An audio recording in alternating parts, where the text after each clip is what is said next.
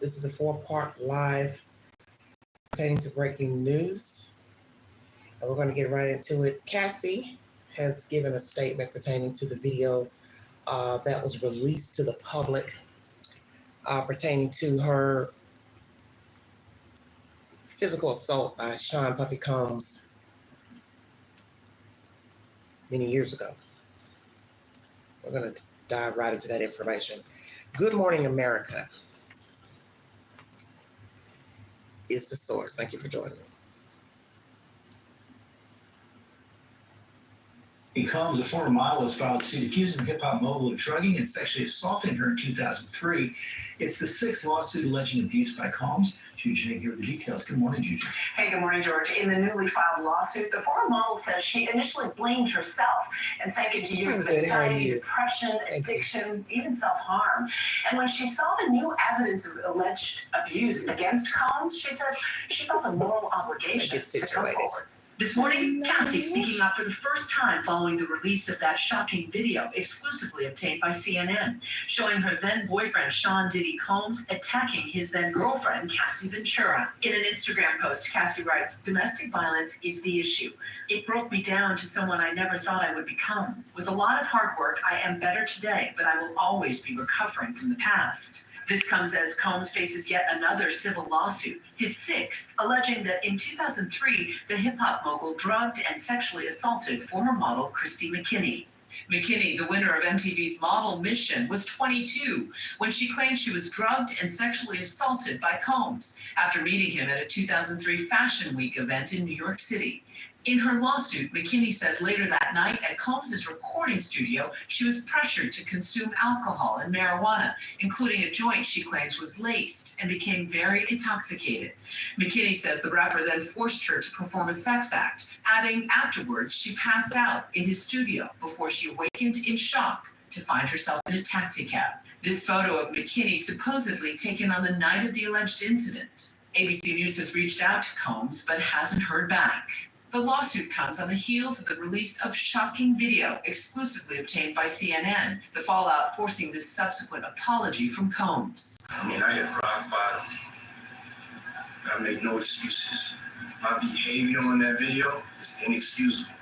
Diddy's former partner, Misa Hilton, the mother of his son Justin, who appeared alongside the rapper in the notorious B.I.G. music video for Big Papa, sending love to Cassie, writing on Instagram, "I am heartbroken that Cassie must relive the horror of her abuse, and my heart goes out to her. I know exactly how she feels, and through my empathy, it has triggered my own trauma." This, as all eyes are on the ongoing federal probe into allegations of human and sex trafficking, with Diddy as the target.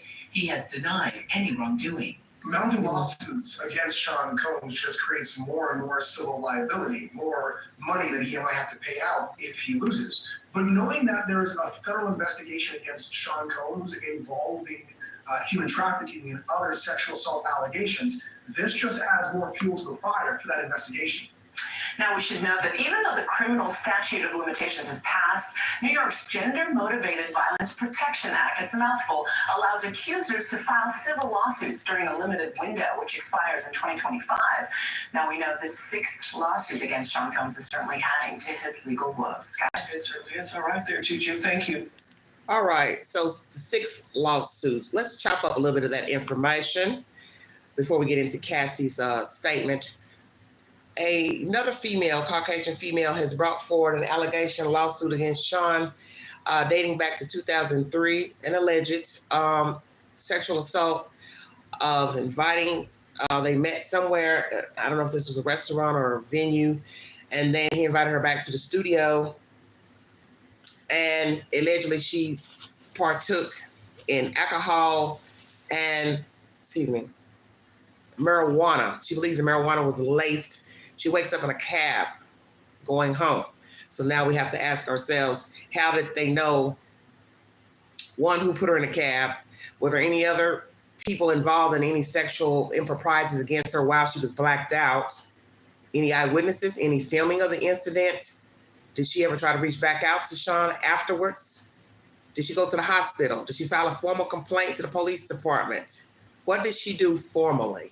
So you have to ask all those questions. Did she reach out to someone, a friend, family member, and tell them what happened to her, what she thought happened to her? Did she see anything that wasn't proper? Scarring, bruising, blood, semen? Did she see any of that on her clothes, her body? Did she have any type of pain? Was there any tearing that she knows of? Did she catch anything? You have to ask those questions as well. Did she contract a venereal disease which assured her she was sexually assaulted? Lots of questions. Cassie has spoken out. Hello, everybody in the chat. Thank you all so much for joining me. Hello, everyone. I'm going to go and read the entire statement, if you all don't mind. Thank you for joining me. If you'd like to donate to this great network, $BigAngie129 Cash App, stickers and chats always welcome to the live stream. This is a 4-part live. So if you have time to spend with the Queen this evening, please do so. And I will be back on late tonight for my homosexuality content that I promised you at the early part of the week, but I got sidetracked with errands and things. So we want to chop that up, get that content out for those who were anticipating that live stream. Thank you for joining me. 1 second, got to go in my library to pull up the data. Queen always has an alternate place. She keeps all her little goodies pertaining to breaking news. Thank you so much. Please go into the YouTube queue to check out my shorts uploaded today pertaining to Cassie, Bryan Kohberger, Elvis Presley's mansion in Memphis, Tennessee, Graceland. They've got some stinky business going on down there with a company allegedly fraudulently trying to seize the property. I'm also going to bring you content in this live stream pertaining to a Bryn, a female who didn't get any prison time for killing a male acquaintance that she had just met. Drug-induced, marijuana-induced psychosis is a alleged diagnosis. And she stabbed him, I believe, 143 times. No jail time. We're going to talk about that during this live stream as well. Also, Seth'S Rogers will be also in this live stream. Thank you for joining me. 4-part live, everybody. Thank you for joining me. Check out the Queen shorts. 15 seconds of nonsense. 15 seconds of nonsense, everybody. All right, people.com is the source. Thank you for joining me. This is her response to the video being released.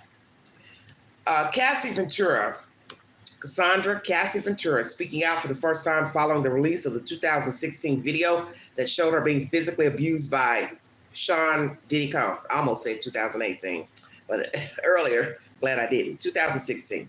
On Thursday, May 23rd, which is today, Ventura 37 released a statement on Instagram expressing her thanks for all of the love and support from my family, friends, strangers, and those I have yet to meet. She went on to explain that the outpouring of love has created a place for my younger self to settle and feel safe now, quote unquote. But this is only the beginning, she said. Domestic violence is the issue, capital letters, THE. It broke me down to someone I never thought I would become. With a lot of hard work, I am better today, but I will always be recovering from the past. This healing journey is never ending, but the support means everything to me. She also said, thank you. Thank you to everyone who has taken the time to take this matter seriously. My only ask is that everyone open your heart to believing victims the first time. It takes a lot of heart to tell the truth out of a situation that you were powerless in. I offer my hand to those that are still living in fear. Reach out to your people. Don't cut them off. No one should carry this weight alone. This healing journey is never ending, but this support means everything to me. Thank you. Love always, Cassie. Feel free to go over to Instagram if you'd like to get said information. Ventura first made allegations against Combs, a now settled lawsuit filed in November 2023, claiming the music mogul essayed her and sex trafficked her over the course of about 10 years. An abusive 10 years, excuse me. After years in silence and darkness, I'm finally ready to tell my story and speak up on behalf of myself and for the benefit of other women who face violence and abuse in their relationships, she said in a statement. With the expiration of the New York's Adult Survivors Act fast approaching, it became clear that this was an opportunity to speak up about the trauma I've experienced and that I will be recovering from for the rest of my life. Once again, Mr. Combs has denied all allegations, but now takes responsibility for what we saw in the video, which is contradictory. His attorney calling them offensive, these allegations, of course, and outrageous. Well, Mr. Attorney, what do you have to say now? Because Mr. Sean is owning that he is the person in the video, and he's sorry, although he didn't address Cassie Ventura. December 6th, the rapper told the world, enough is enough. For the last couple of weeks, I have sat silently and watched people try to assassinate my character, destroy my reputation and my legacy, he wrote in the statement, which was obtained by people. Sickening allegations have been made against me by individuals looking for a quick payday. So, contradictory. But once again, he changed his tune when CNN published surveillance video May 17th to show Diddy kicking, dragging, and throwing things at Ventura as she allegedly tried to leave a hotel room while he was sleeping. It's so difficult to reflect on the darkest times in your life, Combs said in a statement via Instagram video. Sometimes you got to do that. I was effed up. I mean, I hit rock bottom, but I make no excuses. Oh, but you did, because you just denied these claims recently, and also back in 2023 when she sued you, and then Little Rod came out with allegations against you, sir. Sometimes you got to do that. Once again, he said, I was effed up, but I make no excuses. My behavior on that video is inexcusable. Indeed, it is inexcusable. I take full responsibility for my actions in that video, he said, captioning the post. I'm truly sorry. Okay. The Los Angeles County District Attorney's Office has since said that they are unable to charge Combs in connection with the video of the assault, as it was filmed beyond the timeline where a crime of assault can be prosecuted. In her post on Thursday, Ventura acknowledged the backlash she received after filing her suit. Once again, just repeating what she already has said on Instagram. My only ask is that everyone open your heart to believing victims. The first time, Ventura wrote, it takes a lot of heart to tell the truth out of a situation that you were powerless in. She also goes on to speak about domestic abuse. I offer my hand to those who are still living in fear. Reach out to your people. Don't cut them off. No one should carry the weight alone. Once again, if you are someone or know someone in a domestic violence situation, you can call the hotline at 1-800-799-7233 or go to the website, lowercase letters, the hotline, one word, .org. All calls are toll-free and confidential. Hotline available 24/7 in more than 170 languages. Thank you for joining me. People.com is the source. Hello, everybody in the chat. Sammy, Penny, Pinto. Penny, for your thoughts. A lot of peas in the house. Shut your mouth. So, she has spoken. Cassie, still trying to heal from what has happened to her by Sean. The sick part of the story is obviously being abused and whatever else he did to her and whatever else he's done to other women. Okay? But what's sad is that, as she said, people not believing you. Because I was talking to a male acquaintance yesterday who has that same, ignorant behavior and mindset. Well, why come out now? Why say something? Well, the point is, it's her story, it's her truth, alleged truth. I can't say. So one thing we can at least say, we know he did physically assault her. It's on video. So, and he's owned it. So you can't just push that under the rug and say, oh, well, okay, well, what about the other stuff, blah, blah, blah. The point is, you do one thing, you're susceptible to another, okay? There are a lot of people who think this way. That's what's tragic about the situation of domestic abuse, human trafficking, torture, whatever the allegations are, gang rape. One, not being able to tell anybody, not feeling as if you can tell someone when you do decide to say something. 1 day later, 5 days later, 10 years later, 30 years later, people are downing you. Well, why didn't you say anything before? Well, they probably didn't say anything before because most people, like how you're thinking now, you don't even believe the allegation. You probably wouldn't have believed it then. First thing you're going to say, some of you, oh, he's famous, blah, blah, blah. You're only trying to take a good man down. You're only trying to take a black man down. I've heard it 1,000 times. I've heard it 1,000 times with these sadists. Nobody wants to believe the allegations because they are famous, because you like them. You like their music. You like what they've done, what they've brought to the entertainment venues. But that's not knowing someone because you like a movie they were in. You like their music. You like what they've produced as far as music. That's not knowing someone. It's no different than the neighbor down the street that you speak to every day. He's offered to cut your grass. Do you know him? Do you personally know him? Probably not. That's the point. And that goes for your brother, your father, your son, your uncle, your grandpa, your husband, your boyfriend, your lover, your sleep mate. You don't know people. And you don't know what people are capable of. And that's the point. Yes, great analogy. Hero worship. And it's in the scripture. You're not supposed to put man on a pedestal because you will surely be disappointed. That is so true. This is why we are disappointed as people. Even when it's not sadism, sexual assault, human trafficking, when it's just basic BS. They can't tell you the truth. They lie, they manipulate, they con, they bamboozle. They're always trying to bamboozle you. Got an answer for everything. And you're saying to yourself, this don't sound right. This ain't right. And they won't own up to their parts, which is being fraudulent. So it's the same.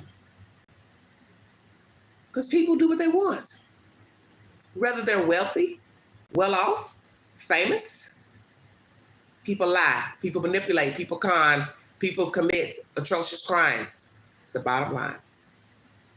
And as you see, this box that I'm in, or this platform I'm on, is evidentiary of crazy nonsense that goes on in the world.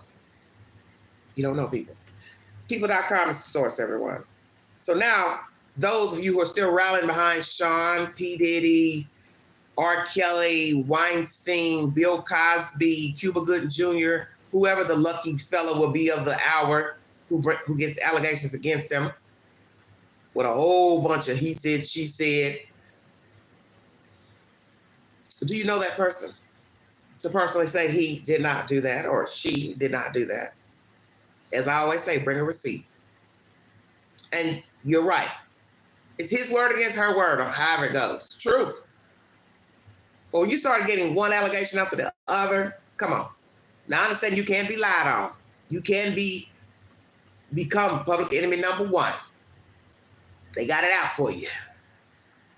But then people still gonna say, well, damn, that's a whole lot of somebodies that don't like you, that want a piece of the pie.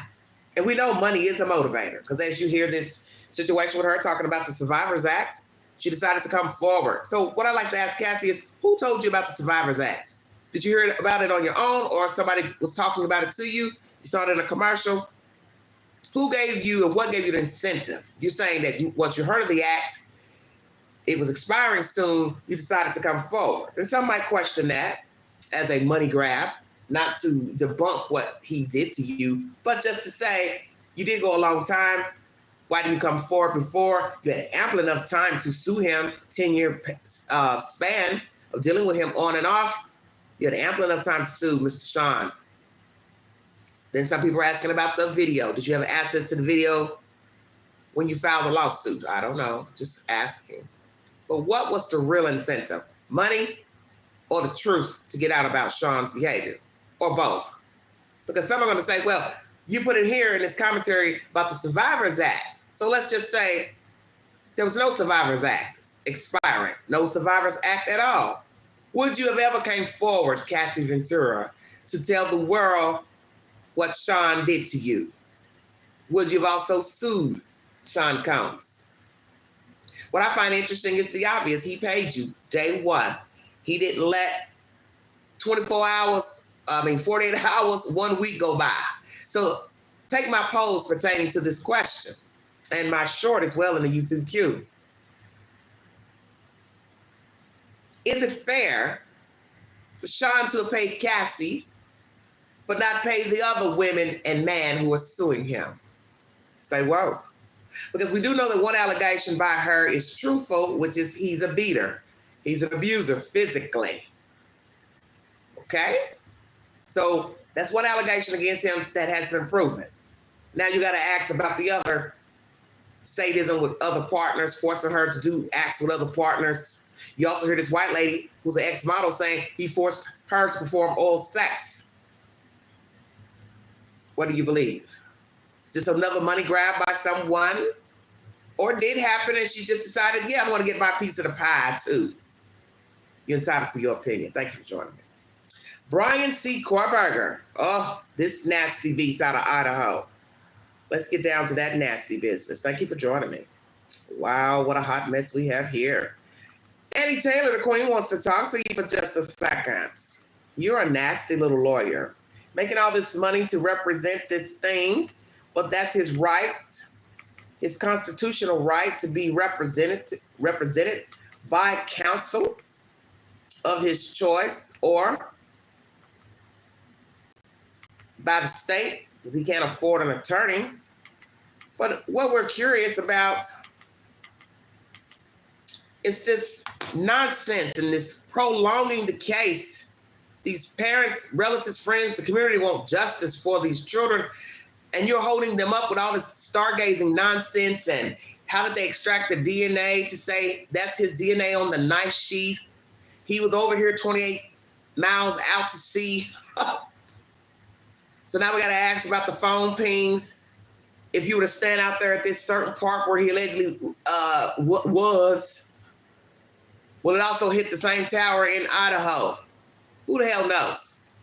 But I know you are stalling, and this is your stalling tactic. You also say the state is keeping evidentiary material from you. You have a witness that you want to bring forward. Who's a witness? A cell phone tower? Please tell me you're not going to use a cell phone tower as an alibi for Mr. Kohberger. It can't talk. They can just spew out data. Annie Taylor, I'm just going to say this to you, honey, because somebody needed to say it to you. You are quite disrespectful. And I like watching you and Kohberger in courts because seeing is believing, as I've commented to someone in my chats about people's behavior, especially pertaining to the Proudfoots. Oh, we're going to get to that a little later, too. Queen's good at reading people, okay? 53 years on top of this dirt. I must say I do have experience. He walks into court like this, like a little robot. He looks at you, then he looks straight ahead. Then he'll look back at you, speaking lightly, and straight ahead, zombified.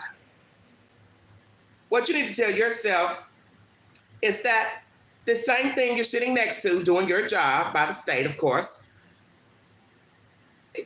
they have evidence against him, the state, that he committed that crime, those crimes in Idaho, Moscow.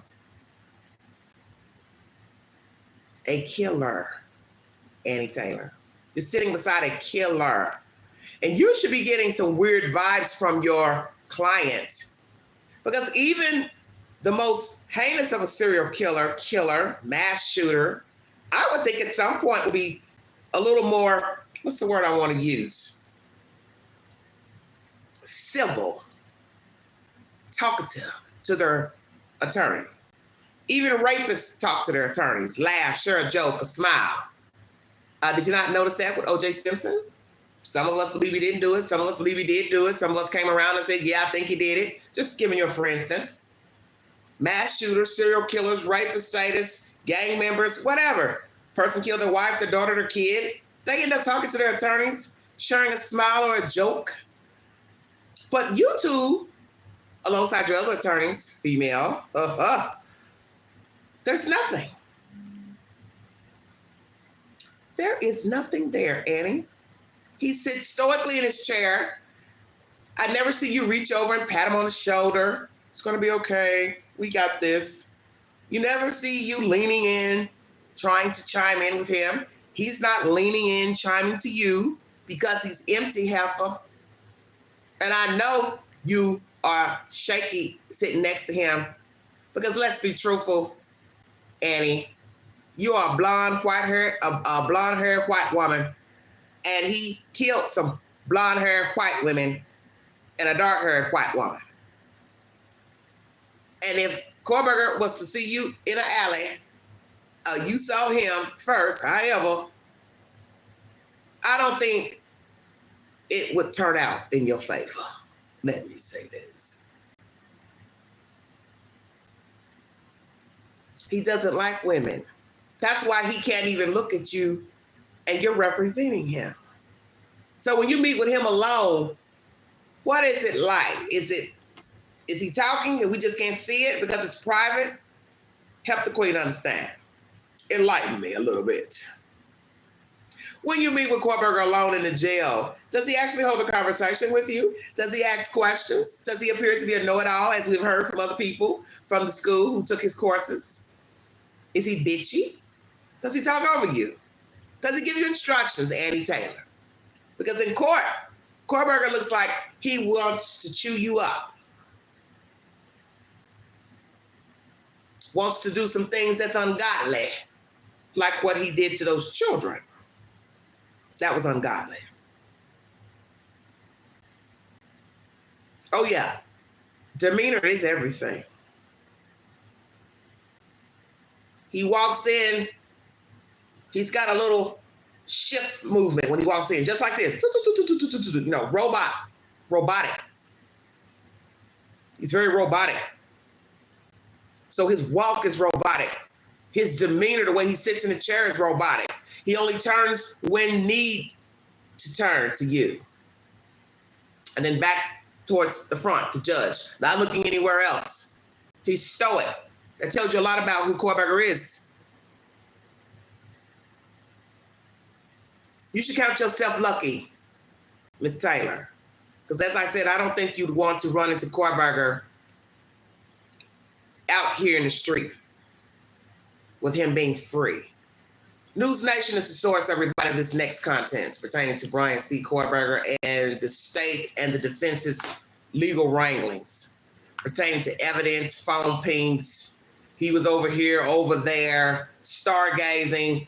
He likes to hike and look at the stars. Give me a break. He didn't have time to hike.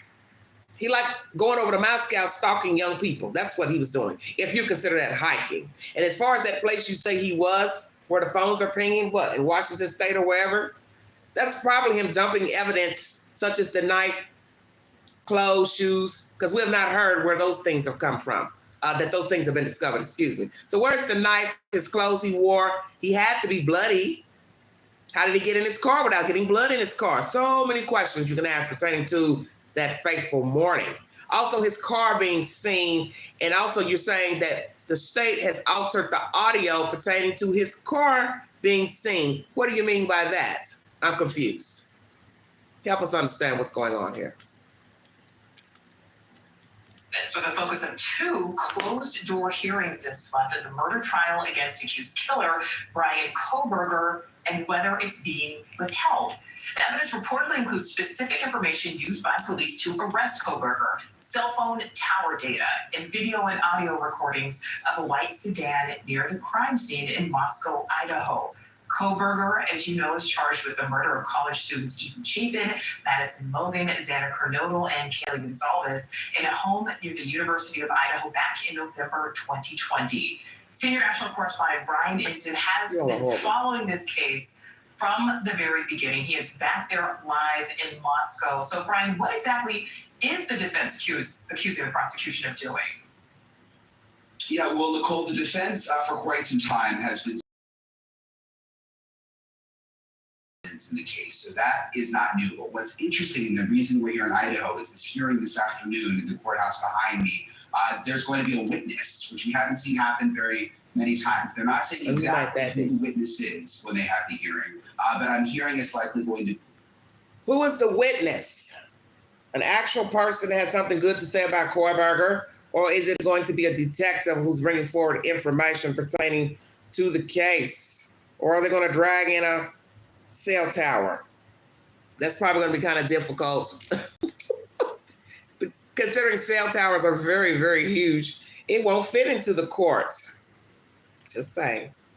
Be a police detective, and it's all going to have to do with cell phone data, which is critical to the prosecution's theory that Kohberger did it, but it's also critical to the defense's alibi saying Kohberger did not do it. I want this court document, and it has to do with Kohberger's alibi. The defense attorney writes, Mr. Kohberger was out driving in the early morning hours of November 13th, 2022, as he often did to hike and run and or see the moon and stars. He drove throughout the area south of Pullman, Washington, west of Moscow, Idaho, including Wawawai Park. So they're saying he was out driving, stargazing when the murders happened, and he wasn't at the house. You look at this map here. Remember, police say Kohberger was at the house based on the cell phone pings. Kohberger's defense is trying to say he was not near the house, which goes against exactly what the police have said. They say the pings are what puts Kohberger near the house, but you can see that Wawawai County Park is about 28 miles from the murder scene. Remember, police also say there is DNA evidence that connects Kohberger to the knife she found at the murder scene, but the defense is also trying to poke holes in that DNA evidence because investigators used this new form of DNA called investigative genetic genealogy. Basically, they use distant relatives to connect it all back to Kohberger. That could also come up in today's hearing, but it's possible that they could close that part off, actually make the media leave, make the public leave, because that part of the evidence contains sensitive information about Kohberger's distant relatives. Again, they used them to connect the DNA back to Kohberger. All of this, Nicole, very frustrating for the victims' families. They can't believe that this is taking so long. They feel like it's delay after delay after delay. There has not even been a trial date. Exactly. This point, Nicole. Yeah, we continue to wait, and I know it has to be so tough for those families. Bryan, thank you. Thank you for watching. All right, News Nation is the source. So here we have more wranglings with the defense, Annie Taylor and her attorney, her comrades defending Mr. Kohberger. You all just prolonging the inevitable. You all put out polls. I meant to do a video on that, but I just, at some point, just got tired of talking about Kohberger as well in this case. But you all put out polls to the public pertaining to their perception of the case, which the judge gave you the business about that. You shouldn't have done that. You've been holding up this trial with this nonsense. Now you're saying he's stargazing because he likes to hike, blah, blah, blah. We never heard anything about him hiking or doing anything. We don't even hear that he acts like a human being, first of all. So now here you come with this pinging at some park. So what time are the pings, Annie Taylor? What time of day was he over here at this park? The wee hour? Well, I'm going to say this. If his phone pings at some tower in Washington State, Idaho, wherever, I'm going to use my better judgment to say he was out there doing something he had no business, such as getting rid of evidence. Maybe somebody needs to go out there and look in that park. A damn knife, his shoes, his coat, his pants, his jacket, a mask, a hat, whatever.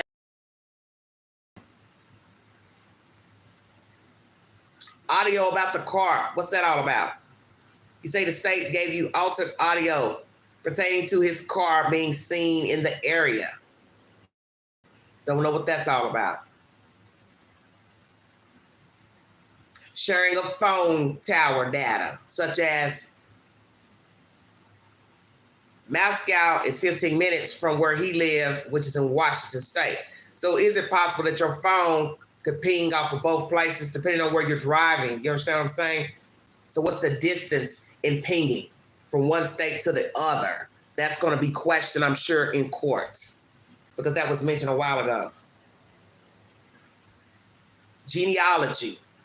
Congress will tell anybody that once they decided that Kohberger was the person they were looking for from this genealogy gene pool, all they had to do was get a warrant to get his DNA seized, saliva, blood, an order by the judge, and then still test it formally to see if it matched the DNA on the sheath. So I'm not going to go into court with just evidence of genealogy and putting Kohberger as the culprit and phone pings, car video, stalking them, sending the girls messages, which is all, yes, circumstantial, but relevant. I'm going to test his DNA formally against the DNA on the sheath to make it ironclad.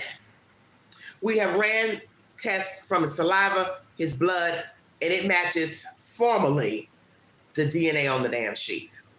Not just genealogy, where they were trying to find a suspect. And his luck, his relatives have registered their DNA through the genealogy registry. Don't know the name of the one that they use, but just saying. I'm sure he's thought about that. Damn, they caught me through a genealogy registry. Right. And if I believe as a state, he's our guy, I'm also going to ask the judge, hey, I need to use his DNA formally. So has the state formally seized his DNA by blood and or saliva? I'm hoping that they have, because only a fool would not. Change of venue. Annie, why do you want to be somewhere else? You think the people in Idaho don't know that Kohberger is the suspect in these homicides? Idaho is this big.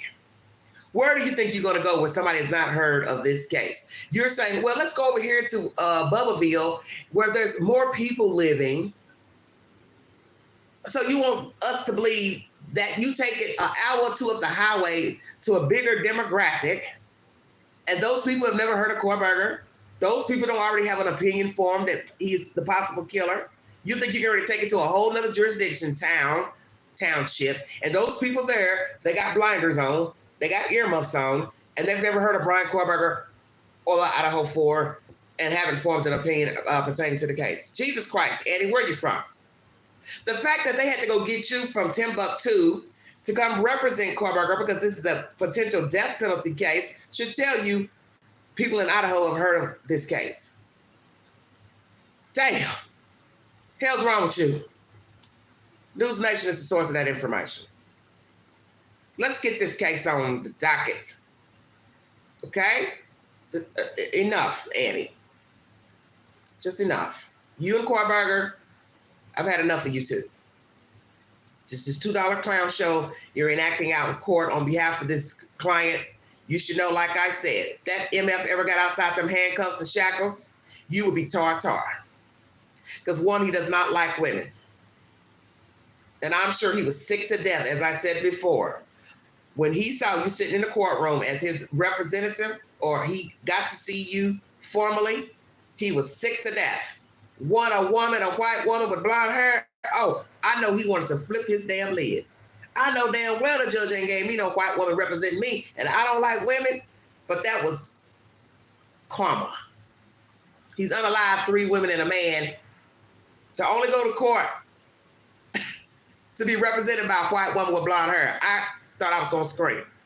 I said, look at the universe, and mainly look at God. When I say God has a plan, yes, indeed. He said, Kohberger, I got a trick for you. When you get to court, I got a nice looking white lady that's going to be representing you. And then to top it off, Annie comes in there with another white woman with long dark hair. I said, golly, you can't tell me God ain't got a plan here. He said, oh, I got something for you, BK. I'm going to have 2 white women here representing you. So you get to look at a long hair, dark hair one, because you murdered one with dark hair, and then you murdered 2 blondes with long blonde hair. And your attorney, the main lead, as I call him, the head doctor, she got long blonde hair. Shut your mouth. And every time you get with them, you got to look at them and say, what in the hell is going on here? How did I get 2 women to represent me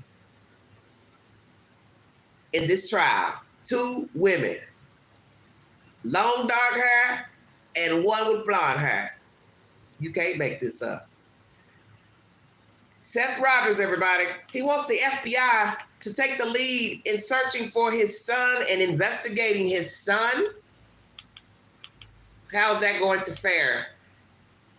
TBI has given a statement saying the FBI is helping TBI in this disappearance of Sebastian Rogers. There's still a lot of rhetoric going on YouTube pertaining to Seth and Tony. Tony's on TikTok, of all places, to be networking about the child. But of course, anywhere is good, is it not? You be the judge. Should Tony be on TikTok? Will he eventually be a TikToker? His own profile? Don't know. I don't go over that. And YouTube. Will he have his own YouTube channel? What's his status with the Caleb Harris case out in Texas? Is he working on any other missing people cases? Who is Tony Mathis? Hell, maybe he'll go to college and get him a degree. Public relations. I don't know. Does Seth Rogers know what he's doing? Is he doing what's best for Sebastian Rogers at this current moment? On and off with people he's hired. I still don't understand this debacle with Trevor Lee. I'm very confused about that. People commenting in under my videos. Still, it's not a receipt. Your commentary. I'm not trying to be rude, but excuse me. I don't understand the bickering between the two. He's alleging the boy leaked out this audio, but that makes no sense to Quaid. And it shouldn't make sense to anybody breathing. How can Trevor leak out something that he would have had no knowledge to and no access to? So, well, then you accuse a woman in your camp of leaking the audio or something like that. So does it kind of go like this, Seth Rogers? You had access to the audio. It was shown to you. You heard of it, blah, blah, blah. One of those people took the audio and then leaked it out to Trevor. Or you leaked it to Trevor. Because I'm kind of thinking one of you gave him the audio. Then it got out, but then what? You had to change your mind, so now I need somebody to blame, so I'm going to blame Trevor. Make it make sense. Because in order for Trevor to have access to an audio of a private conversation, he would have had to have been in the pocket of the person who's talking to Christopher Proudfoot. Is everyone paying attention? Because I am. I'm always woke, even when I'm sleepy and I'm groggy. So how would Trevor have access to an audio? Please, somebody help me understand. How would he have access to an audio? He's either on three-way while someone's talking to Christopher Proudfoot. He's in the room while that person is talking to Christopher Proudfoot. They gave him the audio and it was recorded. The person talking to Christopher Proudfoot. Damn, Angela, you're good.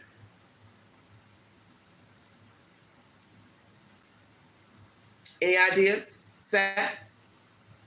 Please tell me you're not this diabolical, because I'm not here to say that you're a liar, but something's not adding up, and this is rubbing me the wrong way, this Trevor nonsense.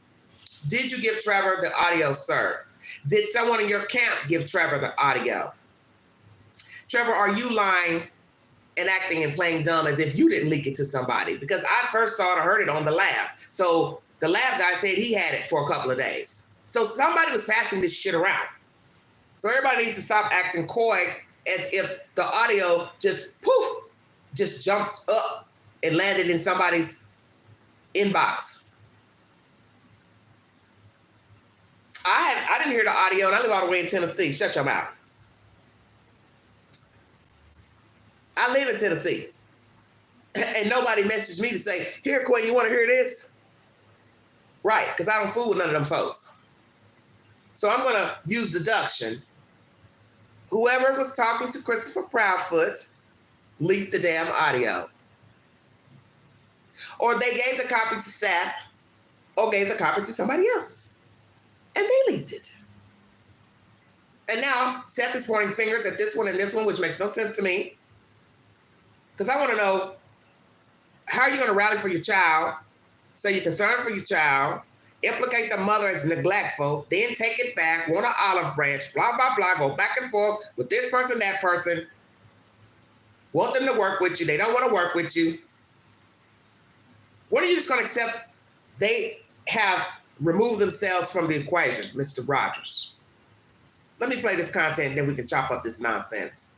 Because I'm getting a headache dealing with Seth and this nonsense. It's making my ass itch. Sick of it. Hello, everybody in the chat. Thank you for joining me. We are now on topic number 3, Seth Rogers and the FBI He wants the FBI to take the case, but TBI says they're already helping the TBI. Now I can't find my content. Oh, Lord. Hold on, everybody. I got so many things. I don't even know how YouTube keeps up with everything we search. Scary. Very scary. They all look sus to me. Penny says, Seth looks like a fool puppet with Tony standing over his shoulder every time to open his mouth. Well, he acts like he's a lawyer. That's usually something a lawyer would do. Be around while you're giving public commentary. So where's the lawyer? Why can't the lawyer be your PR person, Seth? Do you not know that lawyers do that? Does he have a lawyer? Did he hire a lawyer? What is the truth to all this on and off? PIs, lawyers, leaving, coming. Somebody has a video in the YouTube queue saying he's running everyone off. Do you all agree with that? I may put that up as a question as well on my community page. Is Seth Rogers running everyone off, or he just can't get along with these people? What's the truth? This is the latest update from 10 hours ago. Sebastian Rogers search, man organizes motorcycle benefits. Let's see what they're talking about. Then we'll get to this other business.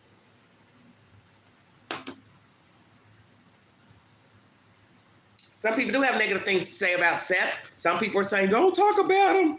Woo! They love to get all riled up. Oh, he's innocent. He took the polygraph. He's innocent. Like, damn, calm down. Jesus.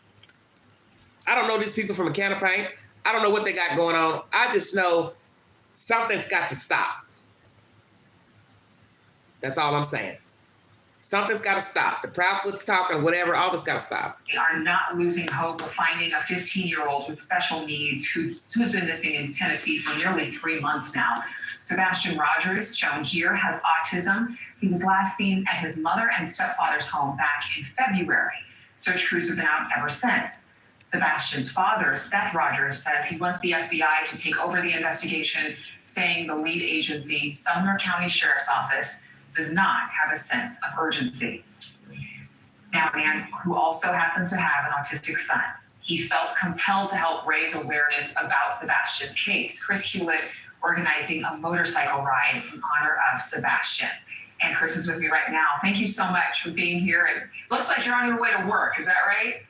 I'm currently sitting at work. Okay. Well, thanks for taking your break and getting on TV with us. This sounds like Seth. What did you say, or what did Sebastian's father say? Because you see his gratitude when you told him, I'm going to put this bike ride together for the family.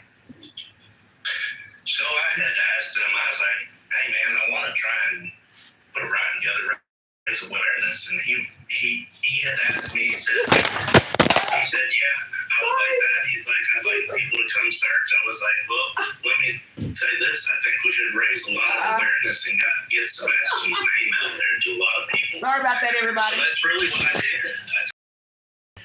That's my fault. I just talked to him and get as many people as I could to come out. And you did just that. You are a member of the 615 Boys Motorcycle Club. Is that Sorry. Yes, ma'am. Is that your area? That's my fault. I knocked something over. Hold on. Okay, well, It is our Nashville area. you only expected 30 to 40 people Excuse me. to show up, and you got Forgive me. nothing. I've got We this. estimate somewhere in the rounds of 300. Were you surprised? Sorry. I had it sitting on top of something and it toppled over. Really? That's awesome. See, you're doing a good deed, and it's certainly rewarding. You know, I know that I mentioned at the top here that you have a son who has autism, and I know that every child is different. Every This table autistic is child too can have different small symptoms. But have you learned if your for son my and chair. Sebastian Sorry. are similar in any Sorry way? about that. They are very similar. A little bit of I'm character confined. differences, but they are very, very similar. They're close in age, right? Your son. Let me go back to that. Sorry about that. My chair bumped the leg on the desk bumped the leg because I'm using this smaller table, and it bumped the leg and it knocked it up. Oh, how embarrassing. Sorry about that. I'm going to go back and let him speak why he wants to get involved. We estimate somewhere in the rounds of 300. Were you surprised? Absolutely. Blown away, really. That's awesome. See, you're doing a good deed, and it's certainly rewarding. You know, I know that I mentioned at the top here that you have a son who has autism, and I know that every child is different. Every autistic child can have different symptoms, but have you learned if your son and Sebastian are similar in any way? They are very similar. A little bit of characteristic differences, but they are very, very similar. They're close in age, right? Your son is 17 and Sebastian 15? Yeah, he just turned 17. So has My son also went to Beach High School. Oh, so they went to the same school. Yeah, I think he's been away from Beach now for like 2 years. But have you, I mean, is this what's driving you, motivating you to help this family? Because you have a young man, you have a son who is in a similar situation? Yeah, kind of. I just really felt that I wanted to do what I would want someone to do for me if I was in that position. And I felt like this was something I could do and something I could hopefully make a positive impact. So many people are busy and they probably think like you know, that golden rule and wanting to give back, but don't commit, or they feel like they can't do enough. What would be your advice or your word of wisdom for those? I mean, you threw this together in 2 weeks. Yeah. I would say just do it. You never know what's going to show up. We threw this out there, and the first day we had 30 people committed to come, and Look at his name again. Hold on one busy, and second. they probably think like you know, that golden rule and wanting to give back, but don't commit. you never know what's going to show up. Chris Hewlett is the person speaking that's gotten 300 people to show up for the benefit, it says man organizes motorcycle benefit. His name is Chris Hewlett, Hewlett, if you are curious to who is speaking. We threw this out there, and the first day we had 30 people committed to come, and about 90 that wanted to come and that were interested. And it was like almost overnight, we're at 150, we're at 180, we're at 200. Now we've got 89 committed to coming. Now it's 220 committed to coming. And we were just like, wow, okay. Well, you got started, you were a success, you did exactly what you said, which we need to get the name and the word out. And you're now on national television, Chris. So we thank you for putting Sebastian's story all over the world. And again, thank you for all those good deeds that you're showing this family. They need it right now. Thank you. We really just want Sebastian home. Yeah. There's a community and army looking for him. Well, thank God for that army. Thank you, Chris. Thank you. Thank you. Chris Hewlett speaking on behalf of Seth'S Rogers and getting all these people together to Sunday to ride for the child. I'm glad it was a good turnout. Take the poll, everybody, in the chat. Once again, sorry for the device falling over while filming, doing too much movement. Okay, is Seth running help off? 75% says yes, 25% not sure. Take the poll. We're also going to put up one for P. Diddy. Mr. Free is asking us what we think's going to happen to Sean Puffy Combs. Well, California has told us statute of limitations has run out for the Cassie incident of Sean physically assaulting her in the Intercontinental Hotel. So there won't be any charges brought up by the state in that case, on that incident. So it's up to other jurisdictions to bring forward allegations, charges rather, pertaining to anything has allegedly done to someone else. As you know, a model has brought forward a new lawsuit against him, an incident stemming from 2003. She said she was drugged by Sean Combs. She doesn't know what happened, but she met him at a studio from another place, and she believes she was drugged. So as I said before, lots of questions. Who, where, what, why? Did anybody else touch her, sexually assault her? Was it filmed? Are there any other eyewitnesses? Will anybody come forward to say, yeah, I was there?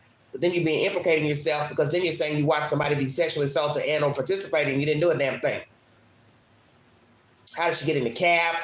Did she notice anything strange in her underwear, her private parts, any bruising on her neck, buttocks, girlfriend, wrist, what? Did she go to the hospital? Did she get a rape kit performed? Did she file a report with the police department? Thousands of questions. Take the polls, everybody. Make the live count by taking the polls. Because usually I put the same questions on my community page. So take the polls. Hello, Lady K. Thank you for joining me, sweetheart. 73% yes, 27% not sure. Is Seth running the help off? Someone says Seth is probably just a difficult person in general. I think he wants to help but can't work with people. I don't know. Sammy Nicole, that's a very good point. Because as I told you all before, you don't know these people.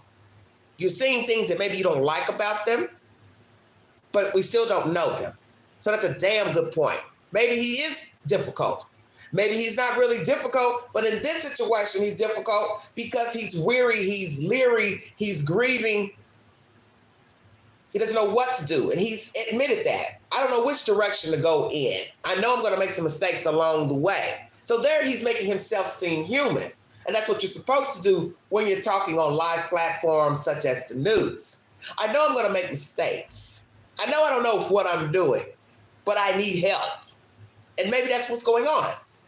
We're judging him harshly because he's coming off brash. He's getting crunk like Christopher Proudfoot, and we don't want to see that from a father who says he cares about his son. But we also know that he's human. He can make mistakes. He's going to make mistakes. But in the meanwhile, maybe he is running the people off because he's saying, I want things done a certain way. I got Tony because he will do what I ask. So he's telling you, he don't want you to lead. He wants to lead. But then the flip side of that is you can't trust a person to do something if you're going to be the one always being the orchestrator, the head knocker. You can't have it both ways. You can't hire someone to do the job and then get mad at the way they're doing it. It's got to be some type of even distribution, a mix or something, okay? Why not listen first? Let the person say, well, this is why I did this, Mr. Rogers. And then you chime back in. Hello, Mr. Thorns. Welcome, Chris Thorns. Please check out his content. He is an advocate for the children. Amen. So what's going to happen to this case? Is it going to be a cold case? This is why he's talking to the news. I don't want this to be a cold case. I don't want my child to slip through the cracks. Do you see this being a cold case? I put that on my community page. Take the polls. Cold case. Is he difficult? Does he not know what he's doing? Does he actually have a lawyer? Does he have new PIs? What's the truth pertaining to Seth Rogers? I want to address something that was said in one of my videos by a commenter. She claims to be a psychologist, whoever she is. I don't know her. And I can't say you're a psychologist, honey, because I don't know you. Anybody can comment that in the comment section. No disrespect to you. But you feel like Mr. Proudfoot is only responding to the social media rhetoric on YouTube because he's trying to defend himself, him and Katie. Now, you know the Queen had to respond back because I do that well. I said, well, what's the purpose in responding to naysayers and people with hypotheses and theories about you and your wife and you're innocent or guilty? You should be only responding to the news, what they have, and law enforcement. And I didn't put the news in there, but I did say law enforcement. If the law enforcement decides to come out and tell us they believe that the Proudfoots are suspects, let's just say they did that, I could then see you coming out saying, I want to respond to that. But just some random ass people talking on YouTube about what you and Katie doing, ain't doing. Why? Nobody put a gun to your head to come up here to YouTube and speak. So I feel like the psychologist lady, whoever you are you an advocate for the Proudfoots? Because I did ask that in my response. And as I said, pardon me, if I'm assuming you're a Proudfoot advocator. Because I also asked, is Seth seeking attention from this case? I said they're both similar to me. They're both maybe clout chasing. No, I ain't gonna say maybe. They're both clout chasing off of this little boy missing. And you said, oh, no. It's Seth more than Mr. Proudfoot. Mr. Proudfoot's only jumping on the lives to defend him and Katie. Stop the bullshit. Nobody's putting a gun to Mr. Proudfoot's head to tell him to jump on panels. Nobody. Nowhere in the book of life does it say, Mr. Proudfoot, you and Katie need to go get on Nancy Grace, Court TV, YouTube panels to defend yourself against random strangers talking about you on the internet. Where is that in the book? Is it in the Bible? Is it a new version of the Bible? What is it, the Bible part 2? In the first book, there was Christopher Proudfoot. What the hell is going on? Listen, it's a new Bible that says, after there was light, after the car was invented, Christopher Proudfoot needs to go on YouTube to defend himself. Hello, Patricia. Damn. 65% of you say Seth is running people off. 35% of you said not sure. Penny says, I think he's asking all the shady people for help. Such as whom, Penny? Break it down for the queen. Help me understand what you mean, sweetheart.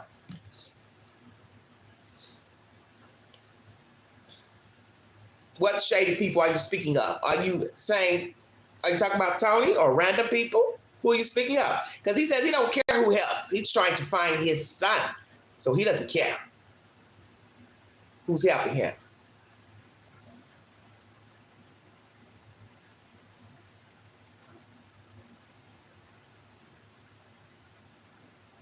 I don't know what to say. But I'm still confused at this Trevor nonsense. I don't understand none of this. Because if I'm supposed to sit here and believe that Seth is a decent person, I'm trying to understand this nonsense of Trevor saying he was blackmailing him. What did he say to you, sir? See, I don't go to these other networks looking to hear what these people have to say because, quite frankly, I'm tired of the nonsense. And it eventually becomes white noise to the queen. It's just a bunch of people moving their lips, but they're not saying anything. Nothing that has been said by any of these people seems to me to be factual. You're just hearing a bunch of he said and she said. And to me, it's Summer Wells all over again. It's the West all over again. Just people throwing in anything, ideologies from their own perception of life. Well, I don't want to hear about your perception of life. I want to hear some damn truth. But you can't get to the truth because that's the reason why the child is missing. This is what I always tell you about true crime. You can't expect something good for something bad. That's the reason why the boy is missing. And you're hearing all this he said and she said and pressure washing and, diaper wearing and sleeping in a garage on a mattress, cot, whatever the hell. You don't know what to believe.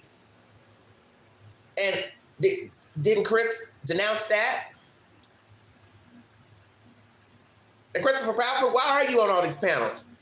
You're never going to tell these people the truth, that you hurt the child, you didn't like the child, you gave your wife an ultimatum, because somehow some dizzy broad thinks you're going to tell her these things. It's amazing what these YouTubers will do for a like and a view. You don't like me saying that? Oh, well. Christopher Proudfoot, Katie Proudfoot, they're never going to tell you they didn't like the child. They were tired of the child. They were tired of rearing the child. They got rid of the child. They asked for help to get rid of the child. They had somebody help them get rid of the child. Why would I do that? Why would I go on a platform or the news and say, oh, yeah, whatever it is you're thinking of me, I did all of those things. I'm a dirty son of a something. You're damn right, I didn't like the boy. He's a problem. He's this, he's that. And that's something else that some of you don't want to talk about. So we're going to chop it up during this live stream and get down to business. Was the child combative? Because when I was listening to Katie talk about him growling, that was his worst case scenario. Something told the queen that's probably not true. Because I think these people are liars. And if Mr. Seth didn't know what the fuck was going on inside of the house, then why am I going to believe the people who are in the house? Stay woke. Because you really can't have one without the other. And your demeanor is telling the queen you didn't care about the child because you won't even go to a damn vigil, a bike ride, a cookout for the boy. And you live in Hendersonville. You pay taxes there. You got a whole house there. Katie, you allegedly came home, but you can't even go down the damn street to the high school. And then somebody wants to say, they probably fear for their safety. You didn't fear for your safety down there in the camper. They found you down there. Make it make sense. How easy would it be to knock the Proudfoots off all the way down in Memphis, Mississippi? Damn, you all don't pay attention to nothing because you're too busy talking. Think about what you're saying. Commenter's choice. They fear for their safety. That's why she won't go to the vigils. That's why Christopher won't go to the vigils. But you can get on a panel and talk and don't think somebody can't find you. Say it again, Queen, because somebody's not listening. They found you in Mississippi, allegedly. Pointed out the camper on a live stream. But yet you fear what? You should be fearing coming out that damn camper out of state. Because Sumner County ain't Mississippi. Oh. Did you forget about that? Ain't Memphis. Ting. Sumner County ain't Mississippi. So while you down there camping and living your good life, you could easily get gone down there and won't nobody know nothing. Wait for you to come out that damn camper, follow you, bump your car off the road. Now, Queen, don't give nobody no ideas. Of course not. I'm just saying.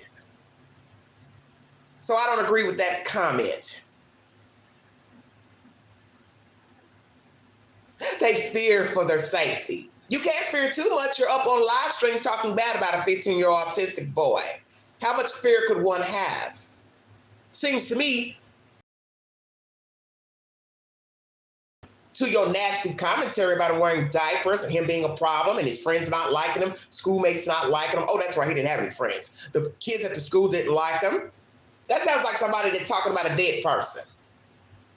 I stand corrected, if indeed the child's alive.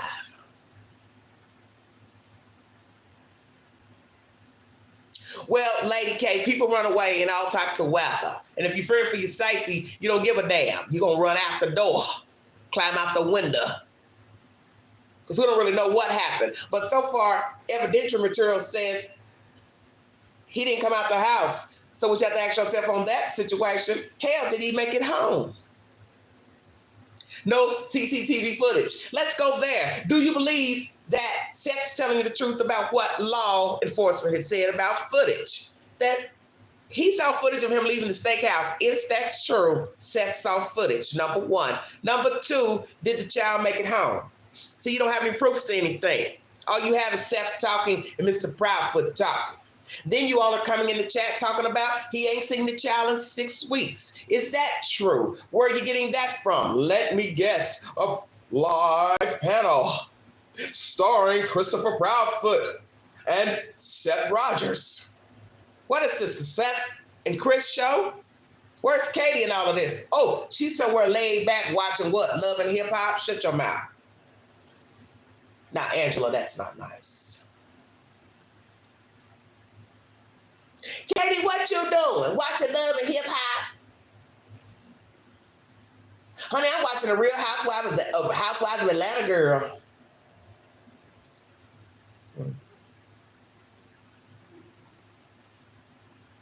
Just in the background whimpering, like a little rat. Have you ever had a mouse in your house? God forbid a rat. Anybody out there listening? Have any of you had a mouse in your house or mice in your house? Do you remember what it sounded like? Exactly, Penny. Stargazing. Oh, I love it. Yeah, Katie's stargazing. Presently stargazing. What does it sound like when you think you have a mouse in your house? Apartment. You hear rattling noises, scurrying noises around the corners and the baseboards, nibbling and shit. That's Katie Proudfoot. In the background of a phone call on a live, scurrying around and nibbling on cheese.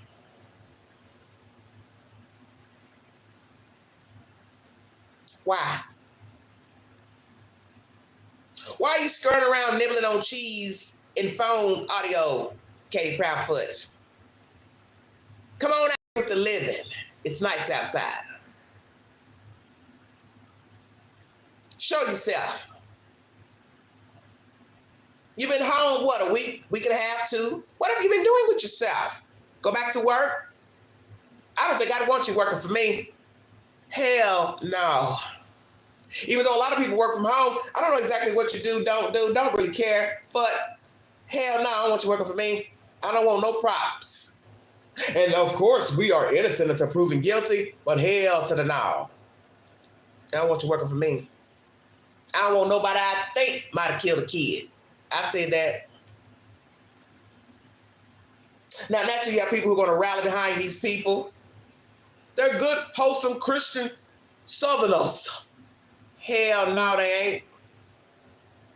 Because stats show us that each year, 450 children are unalived by their parents, caretakers. So why would the Proudfoots be any different? And of course, it's not nice to say they unalived the boy, but it ain't looking good at all. And I doubt that he is still floating or swimming in a pond, sitting by a pond, looking at water, looking at the river, looking at the lake.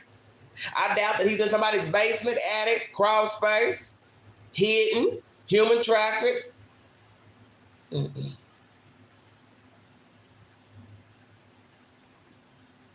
Because people speak ill of people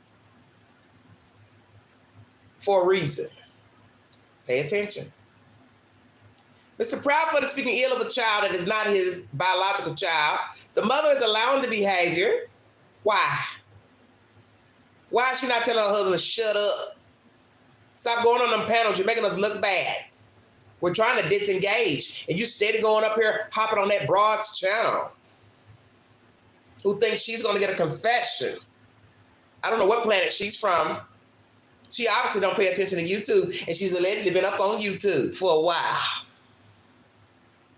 As Ms. Davey loves to call them, crisis actors and tragedy pimps, or shall we say a tragedy pimpette. Yeah, Queen said that, now what? My playhouse, my rooms. Some of you enjoy this puppet show, puppet master, some of you calling it. This ain't nothing but zombified television. Say anything, do anything, jump out a hat, jump out a clown car, take a picture. He said and she said. Meaning what? It's true? Of course not. You can't be that gullible. See, people speak ill of the dead because they already know they're not going to come out.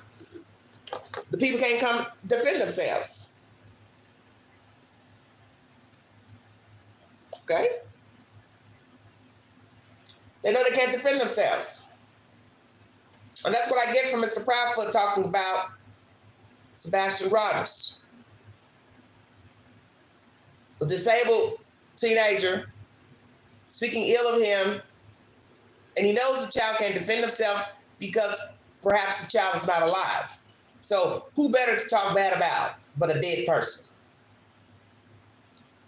And Katie, you're even more disturbing because you're the biological mother, allegedly. So I'm trying to understand your malfunction of allowing your present husband to talk about your damn child on panels. And then the Disney broad that thinks it's cute to keep letting the people come up on her panel. and then want to try to explain some shit to me in my comment box, how do you look letting somebody come up on a panel and talk about a damn autistic child? Help me understand how this is fair game, appropriate behavior. Say it again, Queen. How do you think it's right to let somebody come up on your panel to talk bad about a damn kid that they were raising in their house and paying bills?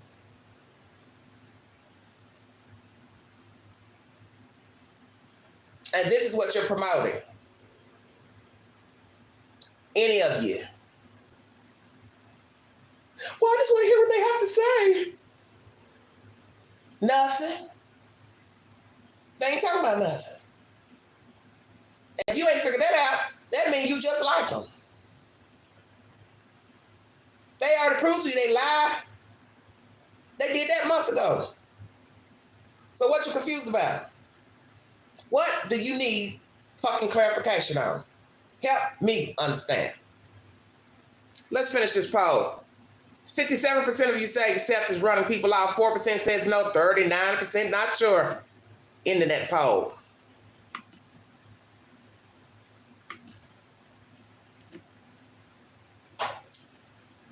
Puff Diddy, Puff Daddy. What's going to happen to him? Will he go to jail? Put up the poll. 4-part live.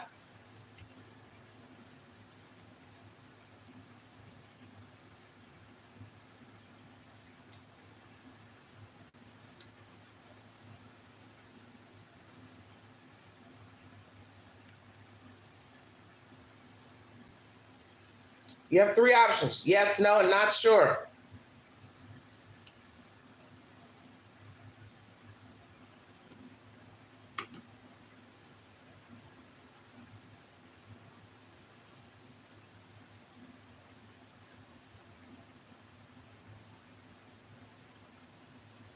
Lady K says it took her 2 weeks to find her son.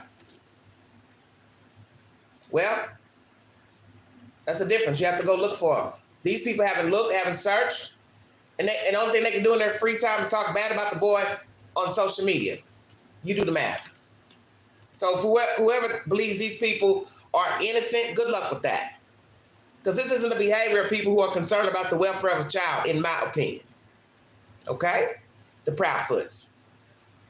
You don't go talk about an autistic kid that can't, one, defend himself. He's a child. That sounds like to me, you know he's not coming back. So whatever their roles are in the child's disappearance, they look guilty to me. Then the flip side could be the child ran away and just succumbed to the elements. Okay? But then you got to ask yourself, is he that type of child? He wouldn't go get help. He had a fight with his mother. They was doing something to him. The mother was doing something to him. He was able to run out for his safety. He doesn't have the sense, the fortitude to go knock on somebody's door and ask for help. Seth tells us that the boy couldn't maneuver on his own out here. That's what he says to the news. So is that true? The boy can't maneuver on his own out here. If his life is in danger, the child didn't have the sense to go knock on the door and ask for help, bang on the door, ring a doorbell. But he allegedly knew a code to get into his own house. Stay woke. Allegedly, he took courses at the high school that were deemed regular courses. Allegedly. A YouTuber brought that content up a week or so ago. What's the truth to the boy's aptitude? I've asked this question on my community page. Will Puffy go to jail? 89% says yes, 11% not sure. Take the post. What's going to happen with this case? Is it going to be a cold case, become a cold case? What's the truth? Will we find out he's hired some more people, fired some more people? Will we find out eventually Tony won't continue to work for him? He'll go his separate way. Shoe fly shoe. Do they really get along? Damn, I think I need to ask that question. Let's put that question up on this channel. We're going to go ahead and knock this one down because everybody's taking their time about answering.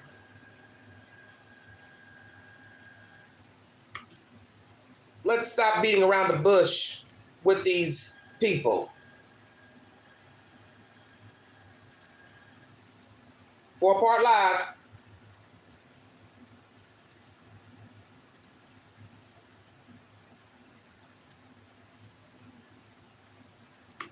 You have three options.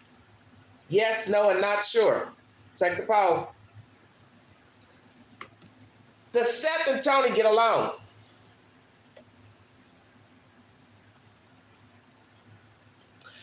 CP on panel bragged that Sebastian, who was autistic, was able to completely disappear without a trace. Well, that's my point. The best part, as someone put in their YouTube content the other day, of the case, the best part of this case, he made himself disappear. Did he make himself disappear, Christopher? How would you know if he made himself disappear? Allegedly, you and Katie don't know what happened to him. Seth doesn't know what happened to him. So he made himself disappear, but allegedly, Seth says he couldn't maneuver on his own. So how can he make himself disappear if he can't maneuver on his own? Stay woke. Do you believe any of these people, what they're saying about Sebastian Rogers? 67% of you believe they do get along. 33% not sure. Now the poll's changing. A person that don't care, that's what kind of person. That's why you know they don't care about the child. Let's be truthful. If the child did run out of the house, left the house, was lured out of the house by somebody else besides the Proudfoots, besides Seth, the Proudfoots don't act like they care. So whatever happened to the child, let me say this. Whatever happened to Sebastian and he's not alive, the Proudfoots don't give a damn. How about that? For those of you who believe the Proudfoots are innocent, you believe in innocence until proven guilty, which is the law. These people do not show they give a you-know-what about this boy. And Katie, you're the most disrespectful one, besides Christopher, because you're allowing this man to represent you too, and to speak to YouTubers in such an undignified manner about your child that you gave birth to, that you cared for 9 months, that you reared. You will let this thing, this Teletubby, this $2 Build-A-Bear talk about your boy. So you are a dirty female. But you are what is typical in houses where children are abused, neglected, SA, so on and so forth, because somebody allows another outsider to come into their domain and mistreat their fucking kid like what he did with Nina's children. And then Nina, sadly, kept dealing with him, sleeping with him, married him, and had a whole kid with him. He didn't even want that little girl. He didn't even want to go to the hospital to see his own damn child. She had to call him and say, you want to come to the hospital and see your baby? What the fuck? Huh? Gotta call you. Oh, as we say, there comes a point where we got to buck up and draw the line. Oh, he ain't calling me and I had a baby? Because see, a lot of women think having children is going to change a man. How you going to change a man by having a baby with him when he don't like your kids? You think to yourself, well, I'll make a whole kid with him. It'll be his DNA. He'll like the baby then. Hell no. He only put you through the ringer. What's to get back at you, Nina? He doesn't care for your child. A baby's a baby. Now, you got some sicko, wacko people who will say, well, I care for my child more. As we heard with the West case. Jacqueline said in interrogation, well, I love mine. Well, if you love yours more than what the fuck you doing fostering other people's children, why are you adopting other people's children? Leave them other outside children over there. But a child's a child. But there's people who think like this.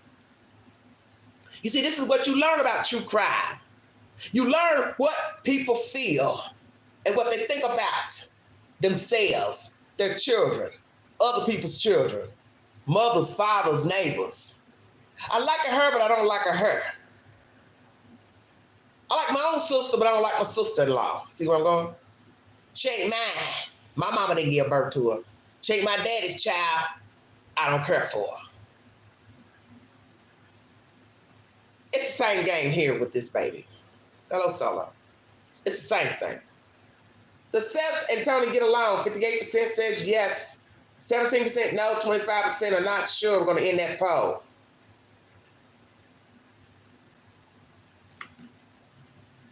Let's go into the belly of the beast now, pertaining to Tony.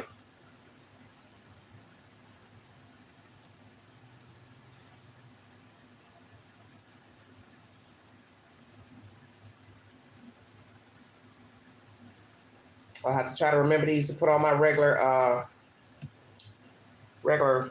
community page.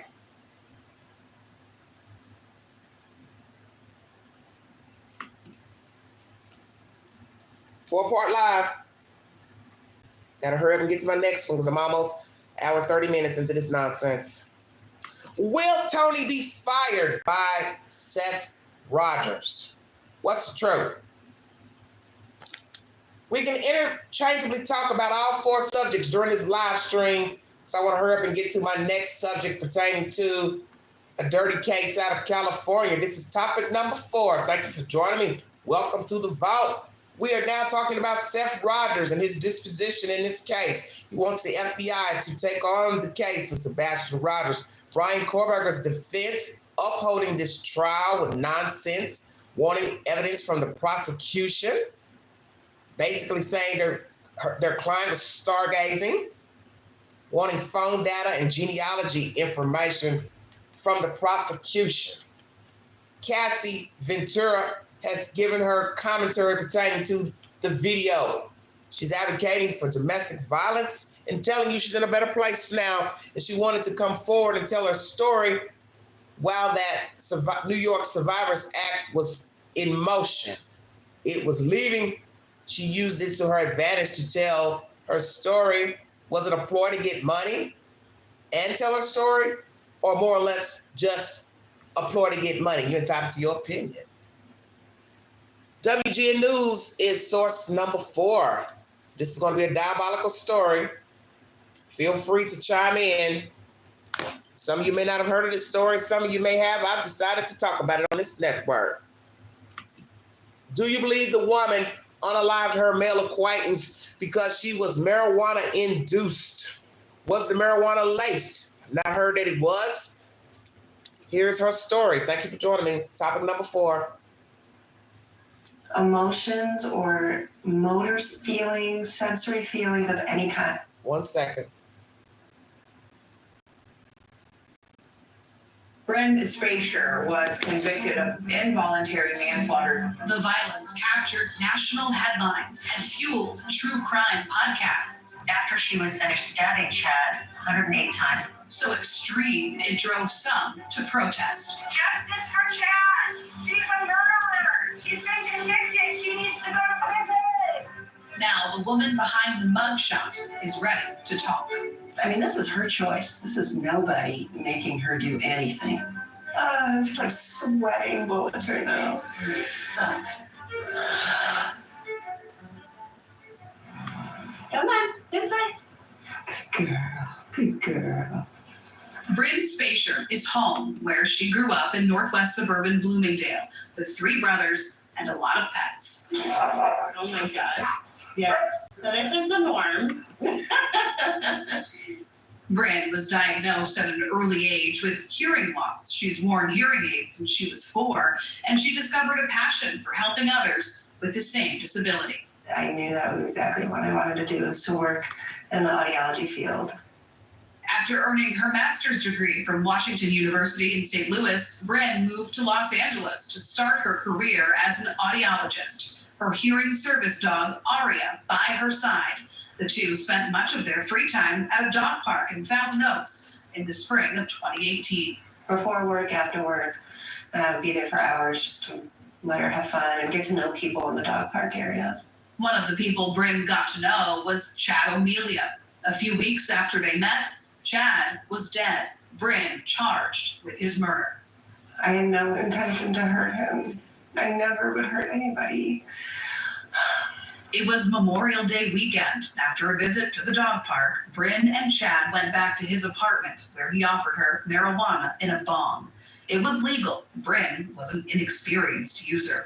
What happened next shattered 2 families when Bryn unexpectedly became violent. It was the most horrific thing to watch, because there was no thought or emotions or motor feelings, sensory feelings of any kind. There was nothing. And it was just like I was watching a TV screen of just all this awful thing happening. With what prosecutors say was 3 knives from the kitchen, she stabbed Chad, the serrated edges of the knives leaving him with 108 wounds. Bryn even stabbed her dog, Aria, and herself. Dissociation of reality. And you don't have no sense of time, you have no sense of judgment, morality, emotions. And it was just like I was watching a TV screen of just all this awful thing happening.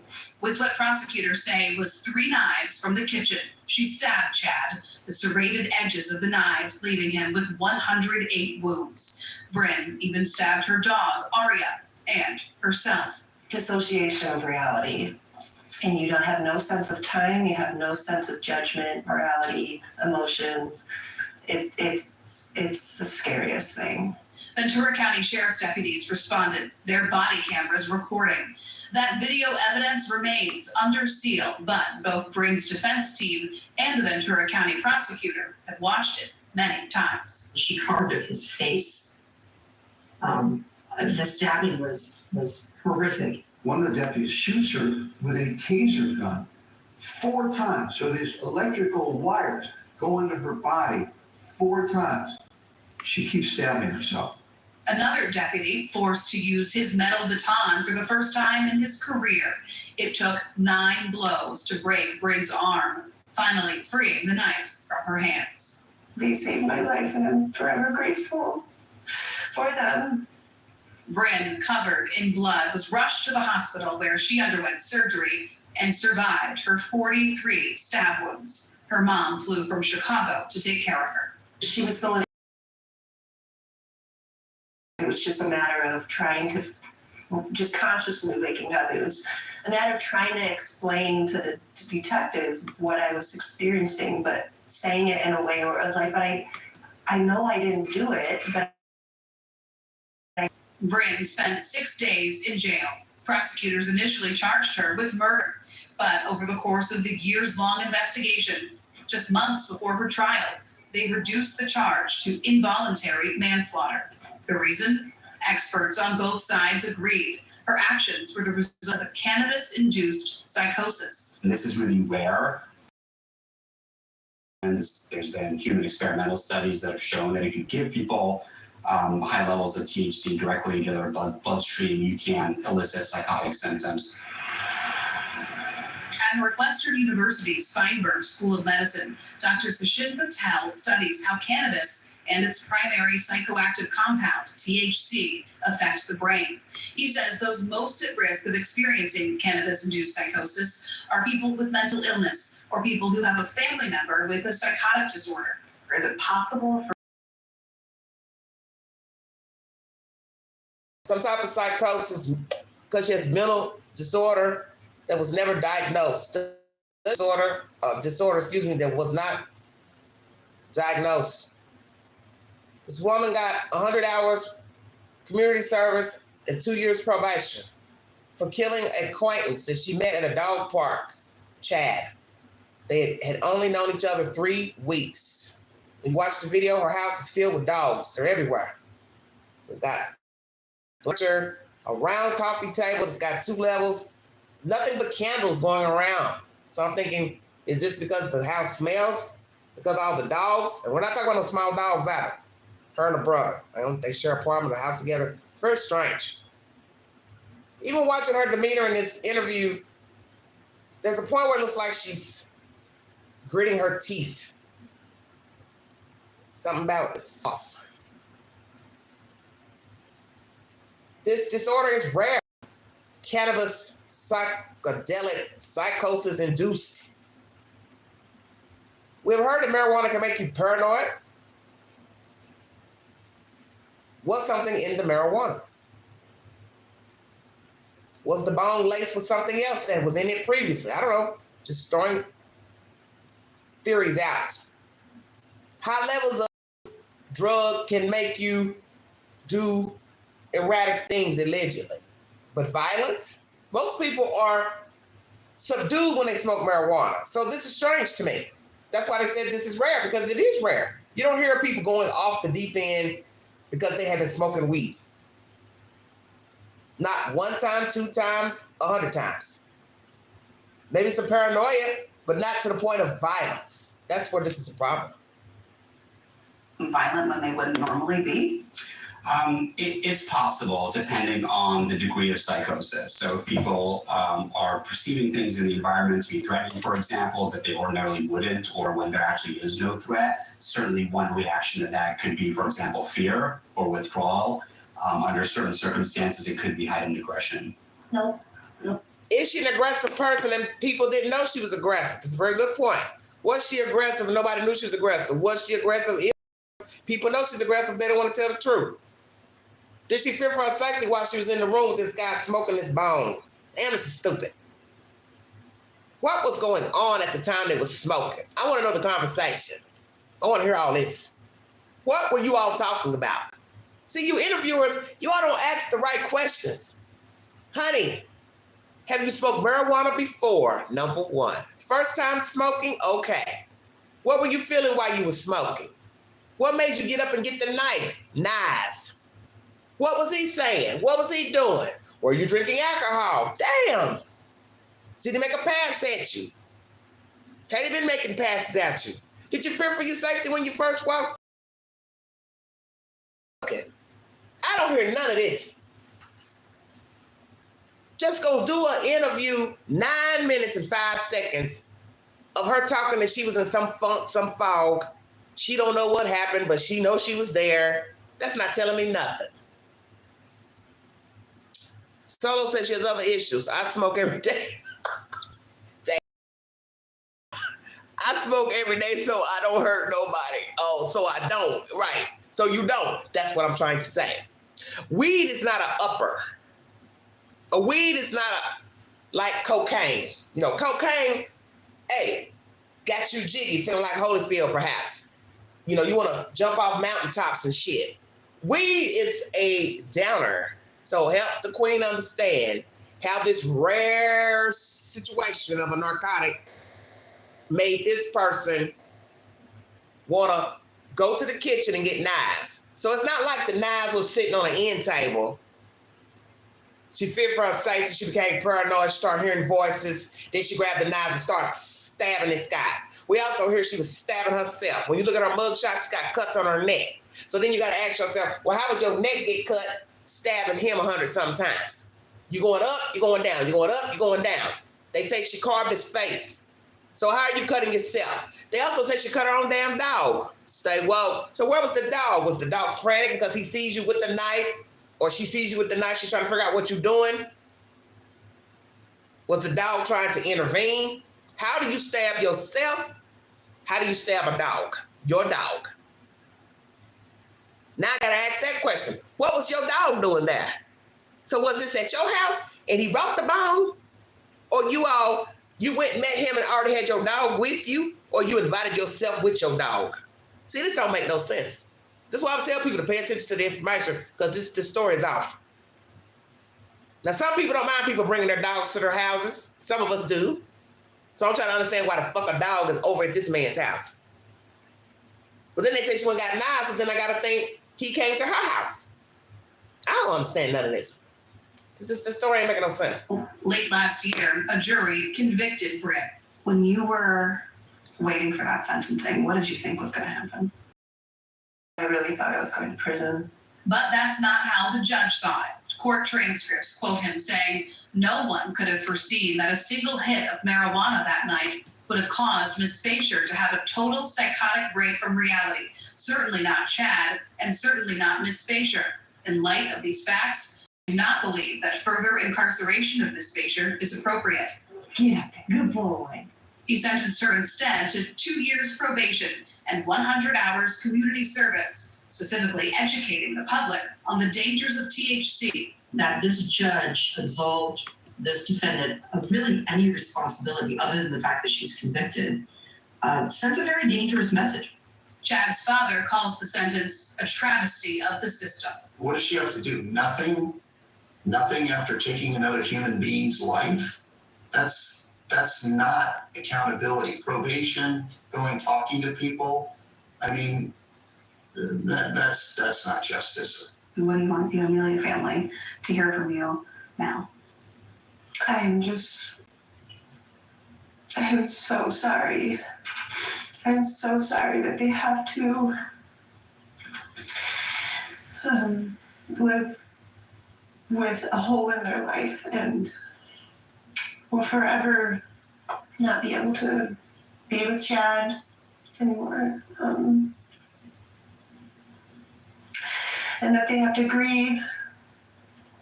And I just hope and pray that they find some compassion and forgiveness. Bryn's requirement to raise awareness about the risks of marijuana comes amid the drug's normalization. The federal government is moving to reclassify it as a less dangerous drug. It's legal recreationally in 24 states, and manufacturers are creating more potent products that are more accessible than ever. I see this not being good. We as a population are being exposed to things today that we just never really were even a possibility 10, 15, 30 years ago. It's not surprising that we would be seeing more people having some, increased incidence of some adverse effects. And, cannabis-induced psychosis is the extreme of that. It's still very rare, but we're sitting here because it's happening. I just hope that my story will save somebody else's life.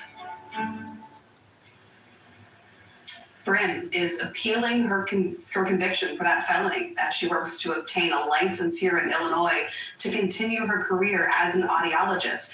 As part of her community service, she's teaming up with an advocacy group called Every Brain Matters that fights what it calls the expansion of drug culture. We have additional interviews with the folks at that organization on our website, WGNTV.com.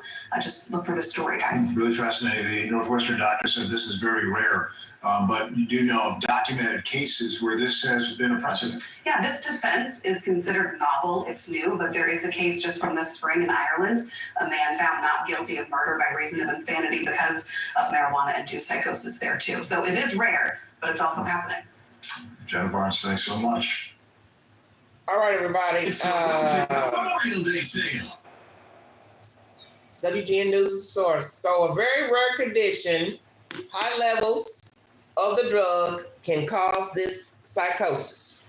Do you all agree with this case here in America, California, that this was the diagnosis? Do you believe this woman had other psychiatric problems and the weed did not help? As we've learned that you cannot mix certain drugs, you cannot mix drugs and alcohol. So we need to know if she was drinking. Was she on other type of medicines, psychotics? Was there something mixed in with the weed? Haven't heard.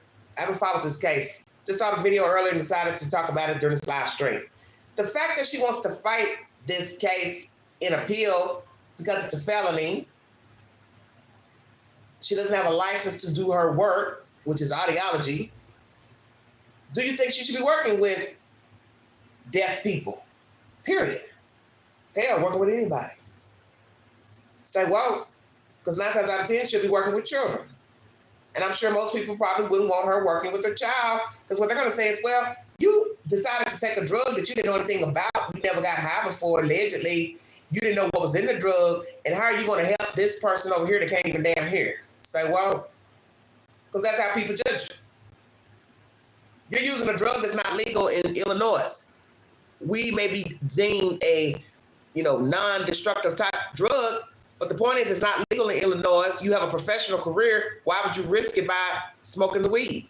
When one, you didn't know if it was laced with anything. You didn't know what was in it, and you didn't know how it would affect you. You took the assumption that nothing bad was going to happen to smoking marijuana, and yet you go haywire and stab somebody 108 times. I don't even know how you can count 108 damn wounds. You also cut yourself. You cut your dog. We hear that they had to hit you 9 times on the wrist with a baton to get you to drop the knife. You used 3 knives to kill the man. They say you carved the man's face up. His family wants justice. And this interview that you gave is something off with it. Queen's opinion. 14% of you said yes, this was weed-induced psychosis. 43% said no, it wasn't. 43% of you not sure. So it's a tie between no and not sure at 43%. Does this woman have other psychiatric problems? Is she schizophrenic, perhaps? Has she had any type of problems, anger management problems? Fly off the handle, get upset? Was she interested? He wasn't. Did he make a pass? She got upset. Did he say something she didn't like? See, you don't know because you weren't there in the room. And the dogs ain't talking. So what happened here with Miss Bryn? I don't know. Let's do a little background check on this heifer, on this case. Because it's just something that ain't right. Ain't right at all.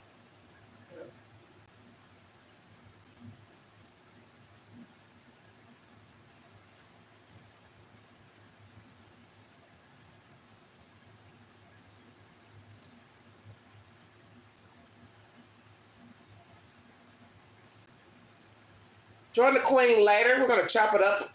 We're going to talk about homosexualities later when it's a little dark and the kitties are in the bed. We're going to talk about transgender people, being gay, adoption, fostering children, titles, bathroom issues, using the same restroom, allowing men to come in the women's restroom dressed as a woman, Tennessee laws, up in the air on that nonsense. Schools, got new laws about that here in Tennessee, outing the children who are gay, transgender, whatever, if they're going to school, want to be called another name. Sex changes, we're going to talk about that. We're also going to talk about priests and nuns working in the field, but openly gay. Should they be allowed? Hell, we should throw the military in there too. But it's a don't ask, don't tell situation with the military. We don't ask, and you ain't got to tell us. Lord have mercy. Once again, this is the commentary from Miss Bryn. I really thought I was going to prison. Woman who killed man during marijuana-induced psychosis speaks out. The California killing was gruesome. Its circumstances shocking. A woman stabbed a man to death, leaving him with 108 wounds after smoking marijuana. Her sentence, no jail time. Why not? She gets probation and 100 community hours. Let's go back to the beginning of this saga. Let's see what one of you have to say in the chat. She made the decision to smoke while she was of clear mind, maybe, and then went psycho. She made the decision to smoke, and she should be held responsible, in my opinion. Why do you feel about her trying to go before the state of Illinois to get her audio license reinstated? Because she was the person that worked with deaf people. Now she doesn't have a license in the state of Illinois because of this felony conviction. She wants to get the conviction turned over. Should she risk going back in front of a judge and getting another trial? Who's to say that you're going to get the same judge if you were to get another trial? Is she thinking clearly? But just because you go back for an appeal, it doesn't mean you will necessarily get the same judge. You're naturally not going to get the same jury members. Stay woke. Or did she have a bench trial and she just let the judge make the decision? Not really sure. Let's do a little reading.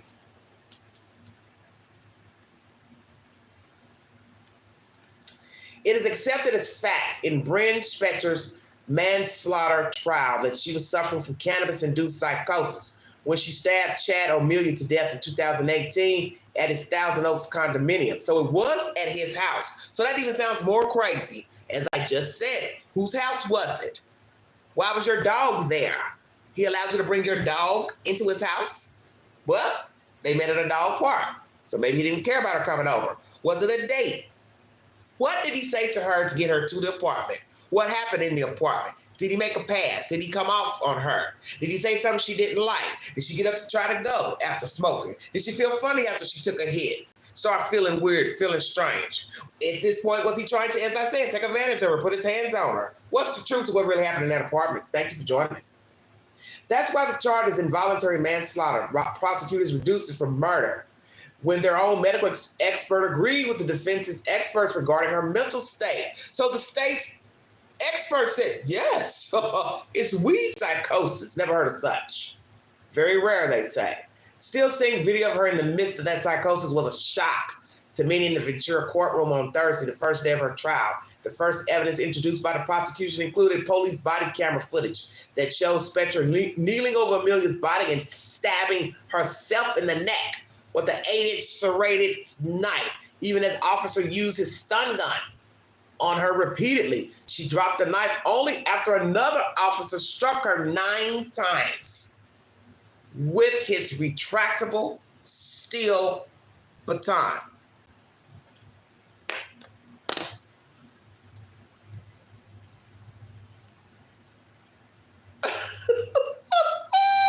Let her work in her field while in jail. She needs to be in jail. What did I just read? So this is his apartment. She's stabbing him after smoking one hit. But she had to go to the kitchen to get the knives. As I said, they weren't sitting on the nightstand table, coffee table, weren't laying on the couch. The dogs weren't holding the knives. He allegedly didn't have the knives. So for you to say, I don't remember what happened, ask him, is what was said in that earlier commentary I played you. But yet you went to the kitchen to get the knives, and at some point after stabbing him so many times, 180 is more than so many, she's stabbing herself. She's got neck wounds.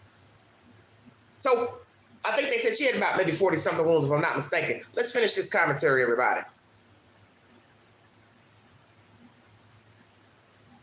First evidence introduced into the case, body footage of Spejcher kneeling over Amelia's body, stabbing herself in the neck. So imagine she's kneeling over the dead person and stabbing herself, 8-inch serrated knife, even as an officer, used a stun gun, and then another one came in and used a baton to knock the weapon out of her hand. This is weird.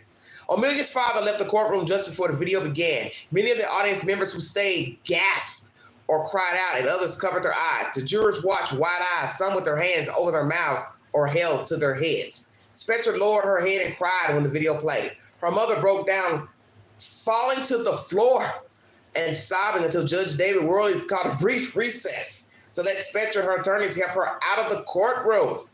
What in the hell am I? This is crazy to me. Opening statements agree on the basic facts. Most of what happened that night is not in dispute. In their opening statements Thursday, attorneys for both the defense and prosecution said on May 27, 2018, Spejcher and Amelia got together for a quiet evening at the condominium Amelia shared with 2 other roommates. So this is even more crazy. He's got 2 other roommates he's sharing. High dollar rent in California. So you're stabbing this person, don't know what you're doing. He's got 2 other roommates. Well, where were they? Where were the other 2 roommates? Spejcher, 27 at the time, was an audiologist at UCLA Health. Amelia, 26, worked at an accounting firm and was studying to be a certified public accountant. They had been dating for a few weeks. Okay, so now we get a better understanding. This isn't just, hey, bring your dog over. Let's have wine, eat. They were dating. My understanding, they only knew each other 3 weeks. In the end, it doesn't really matter. It's still a short time for whatever the hell happened in that apartment. She liked Chad, her attorney Robert Schwartz told the jury during his opening statement. There was never any conflict. It was entirely a harmonious relationship. Well, how many times have we heard defense attorneys say that bullshit about their clients? He said, she said, they're nice, they work with children, blah, blah, blah. But they're accused of SA, beating a kid, drowning a kid, suffocating a kid, road rage, whatever. Now, Angela, be nice. Once again, she liked him. Harmonious relationship. Amelia and Spejcher met at a dog park. He had a German Shepherd named Athena. She had a husky named Araya, which she brought with her to his condo that night. They watched TV and talked a little after midnight. Amelia and Spejcher went to the patio and smoked marijuana out of his glass bong. So now we got dogs in the picture. What were the dogs doing? They have now left one room to go outside to smoke the marijuana. It was a daily habit for him, but a rare occasion for her. She had smoked only a few times before and had never felt high. Or you should say this high. So now we learned she had smoked marijuana before, but never got this high. I guess so. This was a euphoric situation. She was up in the clouds, then went to Mars or Jupiter. This time she took a bong hit and told Amelia she didn't feel anything. He said he would get her something more intense. Senior Deputy District Attorney Audrey, I don't know this name, now Ziegler said in her opening statement. See, how do we know that's the truth? She's hitting it, but she don't feel nothing. Well, you've only had weed a few times. So what's a few times? 2 times, 3 times, 4 times, 5, 6. What number is several? 7? How many times has she ever had marijuana before this night? Amelia packed the bowl again, lit it, filled the chamber with smoke, held his hand over the opening, and lifted his hand for Spejcher to inhale.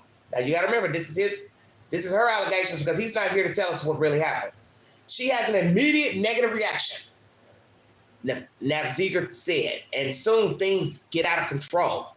She thought she was dead, Ziegler said. She had an out-of-body experience. She could see her own dead body, and she could hear voices, emergency room doctors doing CPR, and her family, other voices, unknown voices telling her that to bring herself back to life, she would have to kill Chad O'Melia. Well, they didn't mention that in that interview by WGN.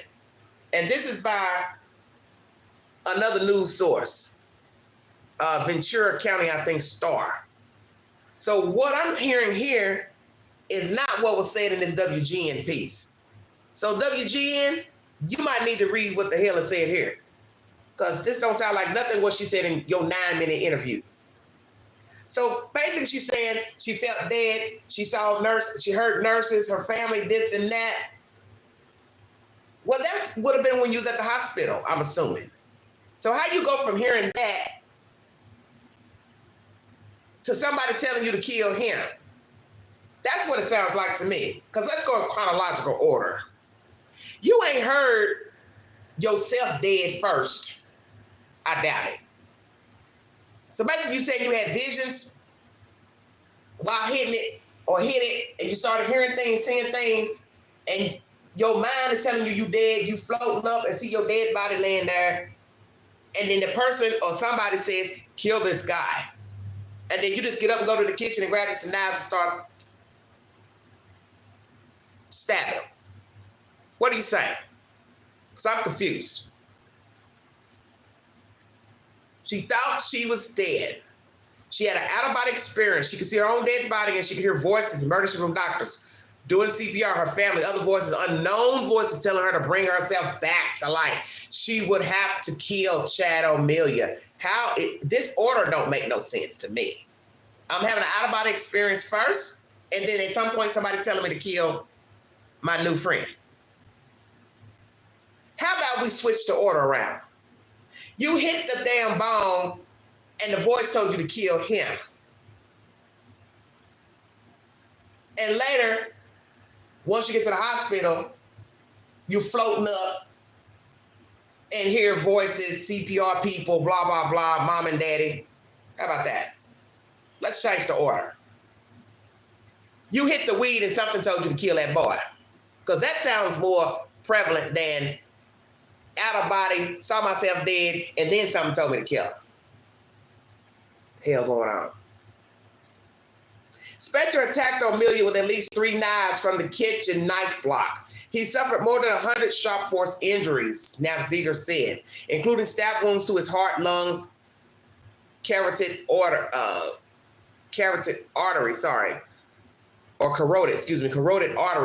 any of which could have been fatal. The more she stabbed him, the more she felt she was bringing herself back to life, Ziegler said. Are you hearing this? Say it again, Queen. The more she stabbed him, the more she felt she was bringing herself back to life. So basically, you're saying what? You walked in the apartment feeling dead inside. So what are we trying to believe? It really wasn't the weed. You were empty inside. You need some excitement. So then you hit the weed, and the weed said, ding, ding, ding, ding, ding, kill your friend. After killing Chad O'Melia, she took the large serrated bread knife and began to stab herself over and over. So the wounds inflicted to Bryn, were they superficial? Because she had some cuts around her neck, and they say when they got to the scene, she was cutting herself. So were any of those potentially life-threatening, the wounds to herself?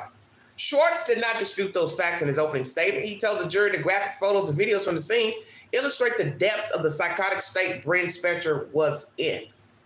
Spejcher will testify in her own defense, Schwartz said. He called her a special person, a person of high character. She suffered severe hearing loss at birth, he said. And as you heard in that commentary, she became deaf at the age of 4. Don't know what happened. He said it has dedicated her life to helping others who also have hearing loss and hearing impairment.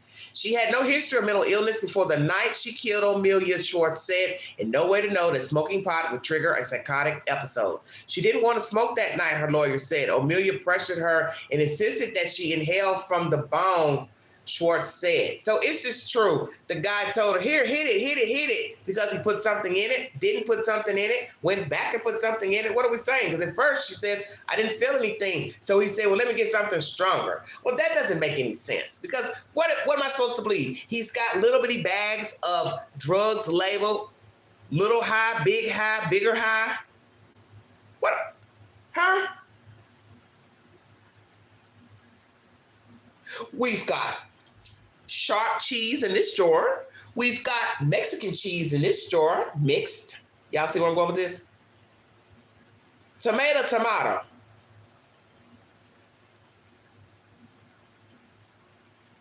So what are we saying? He had a little bit of weed in one bag. They smoked it. She didn't like it. Then he said, well, wait a minute. I got another bag I got from Pookie. Let's try that one. And that's the bag where she goes psychotic. Okay. Damn. Ooh. That's crazy. Once again, Mr. O'Melia, the victim, pressured her and insisted that she inhale from the bone, Schwartz said. Because most of the facts are not in dispute, the main question for the jury will be whether Spejcher meets the legal definition for involuntary intoxication. To show that her use was involuntary, her attorneys would argue that she could not have foreseen the possible effects of the weed she smoked, or that she was coerced or deceived into smoking it, or that there was another substance added to it without her knowledge. Schwartz said in his opening statement that defense witnesses will testify that all of those are possible and that the jury can and should conclude that Ms. Spejcher's intoxication that night was involuntary. Schwartz said one defense expert will testify that it appears likely there was high-potency marijuana or even another substance in the bone. And that is the question I asked. Was there something else in the bone already? Residue from something else in the bone previously? Or he went and got another drug that was laced with the new weed. Allegedly, she smoked it. She said, I don't feel nothing. So then he said, what? Oh, let me go get something else. So did he put something else in the bone? Not necessarily weed, but put something in there like meth, cocaine, heroin, something psychedelic. The dead man can't tell us. The bone was empty, so there were no lab tests of what was in it. But Spejcher and O'Melia blood both tested positive only for THC, the psychoactive compound in marijuana. So now we have a little more to go on. Because I was going to say, you didn't test the bone, you didn't test the victims. So their blood test was THC only. So naturally, if I'm smoking from the bone, whatever's in my blood, I'm assuming came from the bone or whatever I took that night. And it doesn't necessarily have to even be from the bone. But you still should have tested the bone. Who the hell doesn't test the bone? Come on. The only marijuana police found in the condo was a few grams in a container from an unlicensed delivery service. It tested at 4% THC, well below the levels in most cannabis sold at legal dispensaries. THC content above 20% is routine, and stronger weed often has more than 30% THC. So let's go back to what was found. it tested 4% THC, the marijuana that was found. So that's a low grade. In pretrial motion, now Ziegler asked the judge to prevent the jury from hearing arguments about involuntary intoxication and about the possibility that other substances could have been in the bone, and I believe maybe they were. Worley ruled against both motions. During her opening statement, Ziegler told Spejcher's intoxication was voluntary because she chose to smoke from the bone that was offered to her. The law says that when someone voluntarily ingests an intoxicant and bad things happen, like a DUI, a person responsible is the person who voluntarily ingests the intoxicant and does the bad thing. Ziegler said, we don't get to blame other people when we do something bad because we wanted to get high. Now, that's a very good statement from the state. This is a tragedy that you stabbed this man, but who told you to get high? Who told you to, one, go to his house and get high? You didn't know what was in the bone. You didn't know what was in the marijuana. So she's telling the truth. That's your choice to get high. So you have to take responsibility. It's no different if you take a drink. You could say, well, the vodka was stronger than my normal vodka. Or the vodka tasted different than the vodka I drink. Or I drink the same vodka, but I feel more inebriated. Well, it's still a damn drink. Okay? Not trying to make fun of this situation, but it's alcohol. So where do we take responsibility?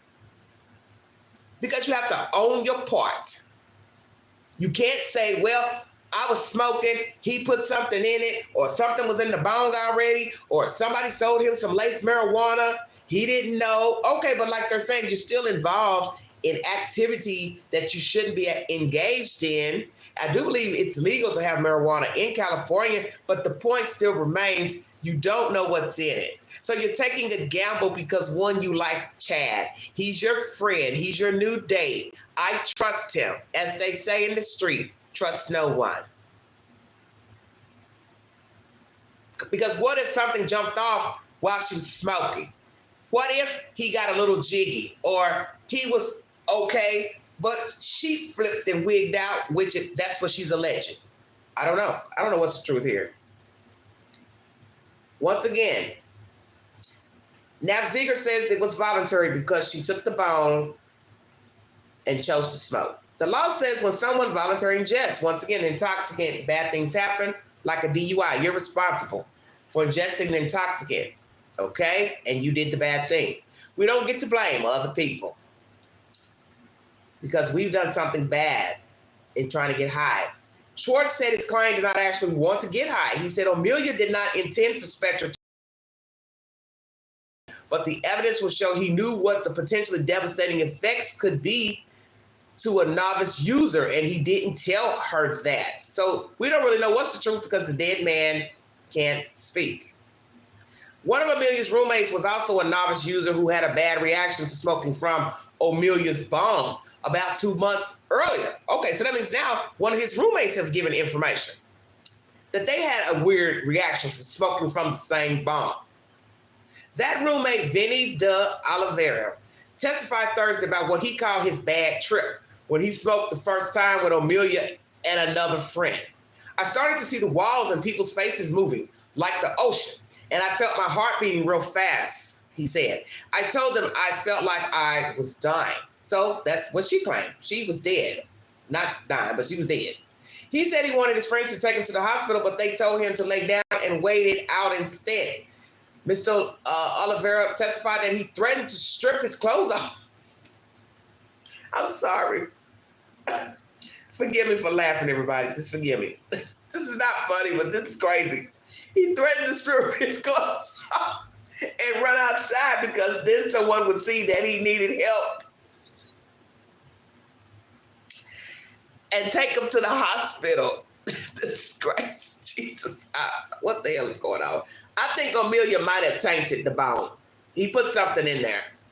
So, maybe she has a good case, because now we have another witness saying he felt strange as well from smoking from the same bone.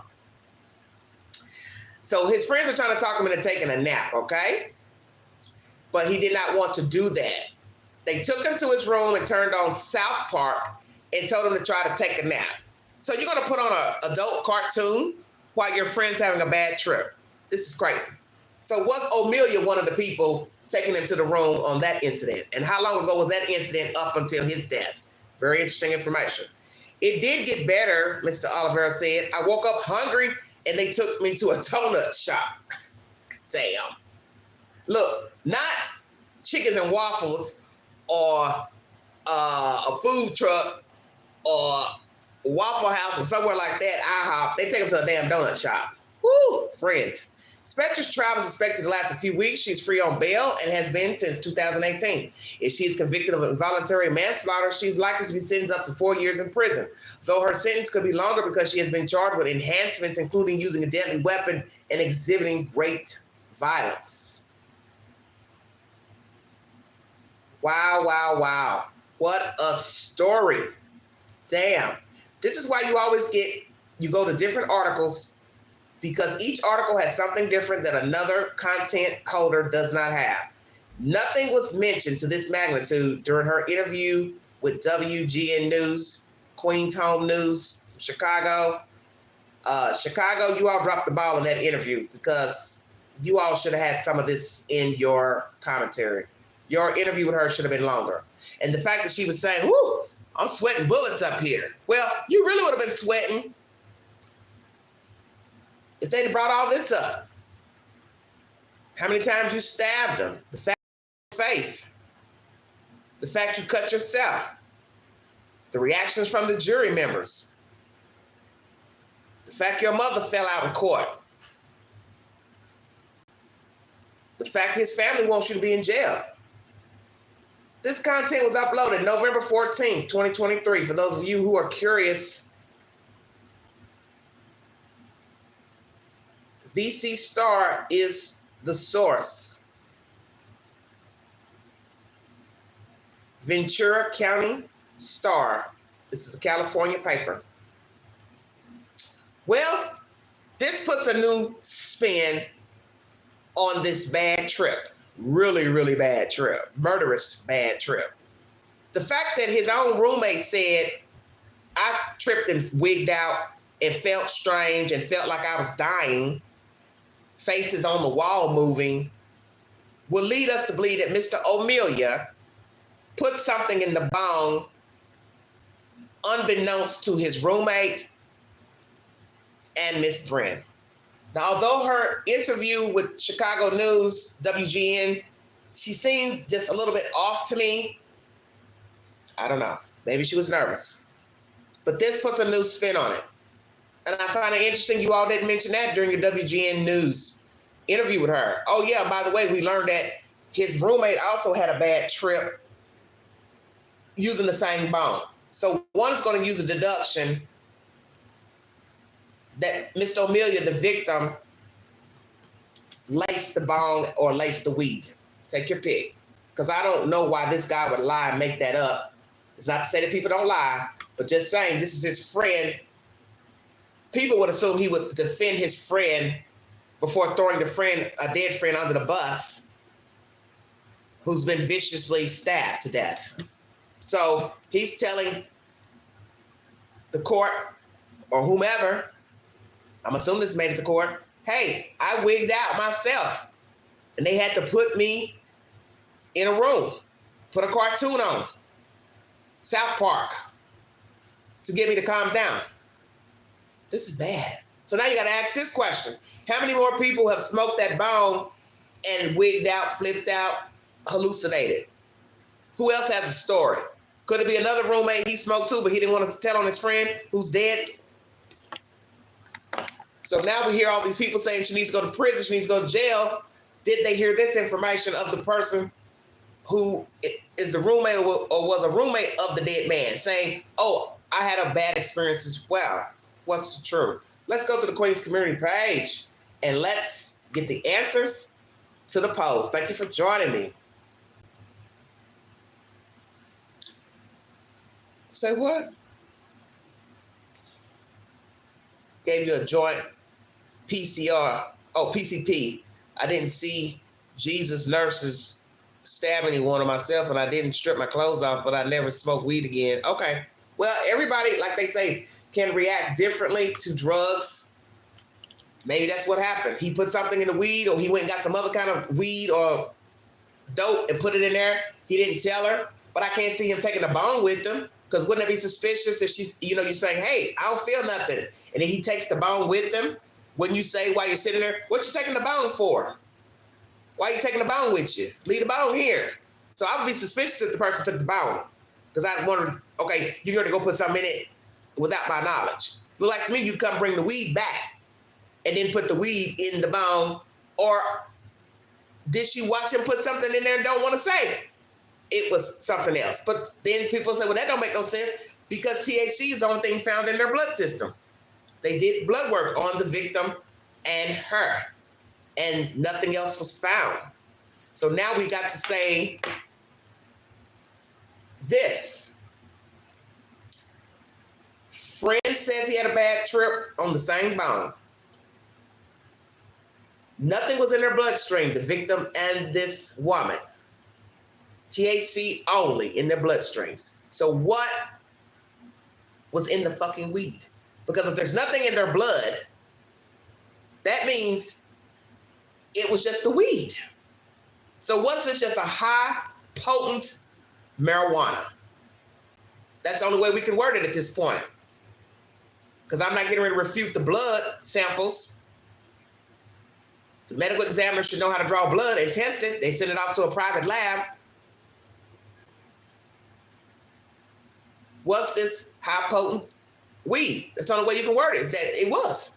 If nothing else was in their systems. So that means he's getting weed from where? Mexico? El Chapo weed. Shit. I don't know what's going on. All right, everybody. Let's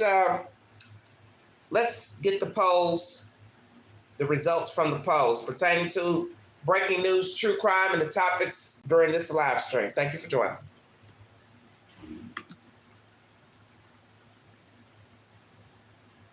Was Bryn Spejcher weed induced at the time of the murder and was justice served? Yes to both, 0%. No to both, 0%. Not sure, 38%.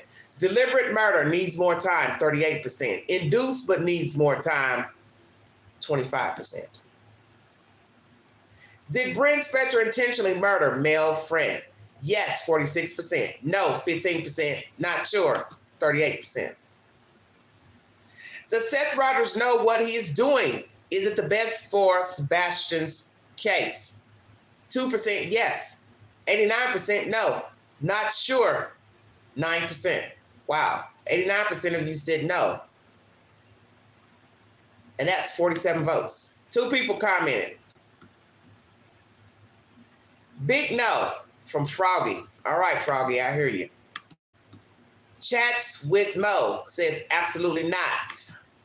Okay? So most of you believe he don't know what he's doing. Wow, that's scary.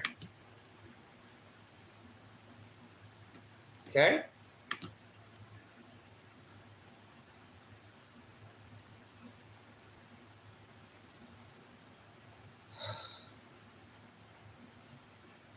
Will Seth Rogers eventually accept the fact that the Proudfoots have no intention on working with him? 60% yes, 24% no, 8% not sure, 8% says it's a ruse to get info from them, feels guilty for implying Katie is neglectful of Sebastian, 0%. So 60% of you believe that he will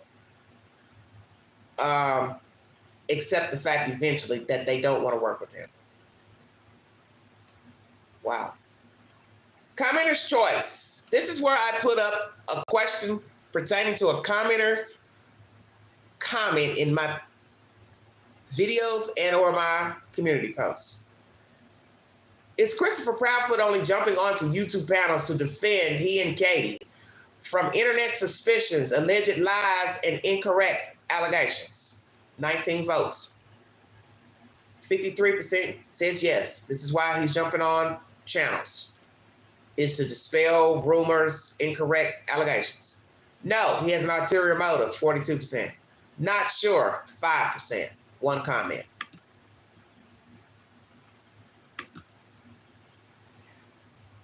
Froggy says money with a money bag emoji, in my opinion.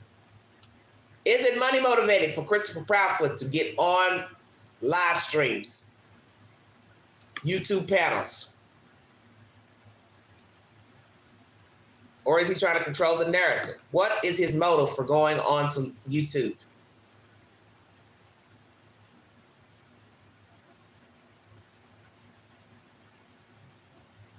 Once again, 60% of you believe he will eventually come to grips that the Proudfoots don't want to work with him. 53% of you believe he's jumping on platforms to defend him and Katie. Does Seth Rogers truly believe his child is alive? 13% yes, 17% no. 65% says he wants to believe it, not sure, 4%. If there are phone pings on Kohberger's phone the morning of murders, 28 miles away from King Road, what is the time and how long?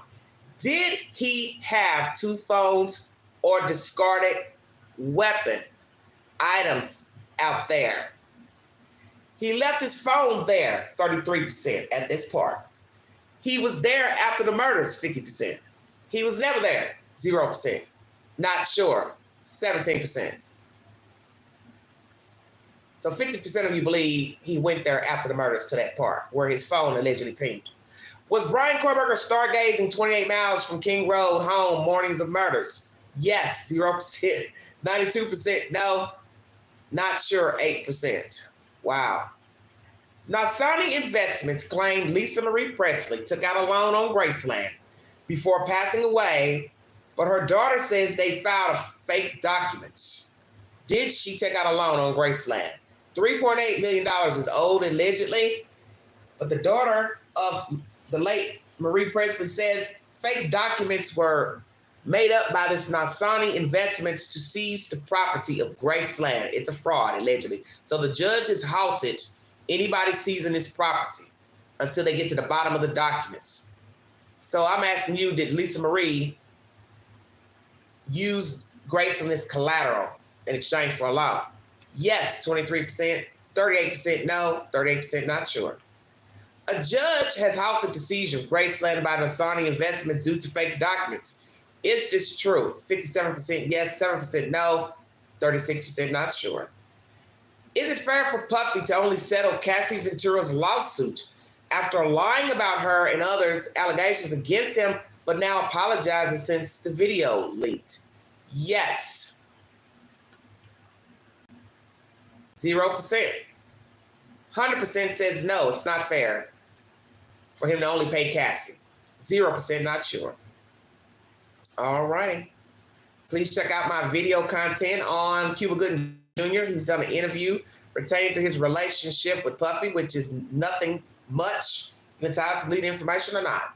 Is Seth talking in riddles about Sebastian being in another home, somewhere to disguise his true feelings that he thinks Katie is responsible? 66% yes, 8% no, 26% not sure.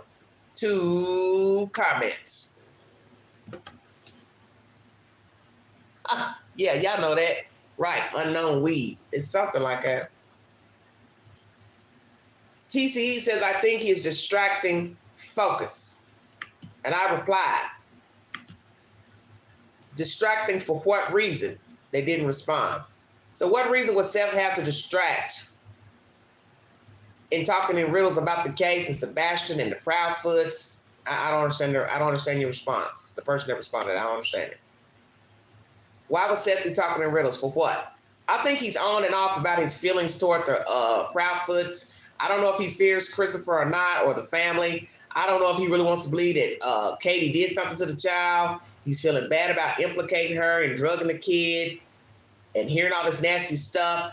He wants to meet with them, maybe to get intel. I don't know. I don't really understand what Seth is doing with the Proudfoots. It's nauseating at this point.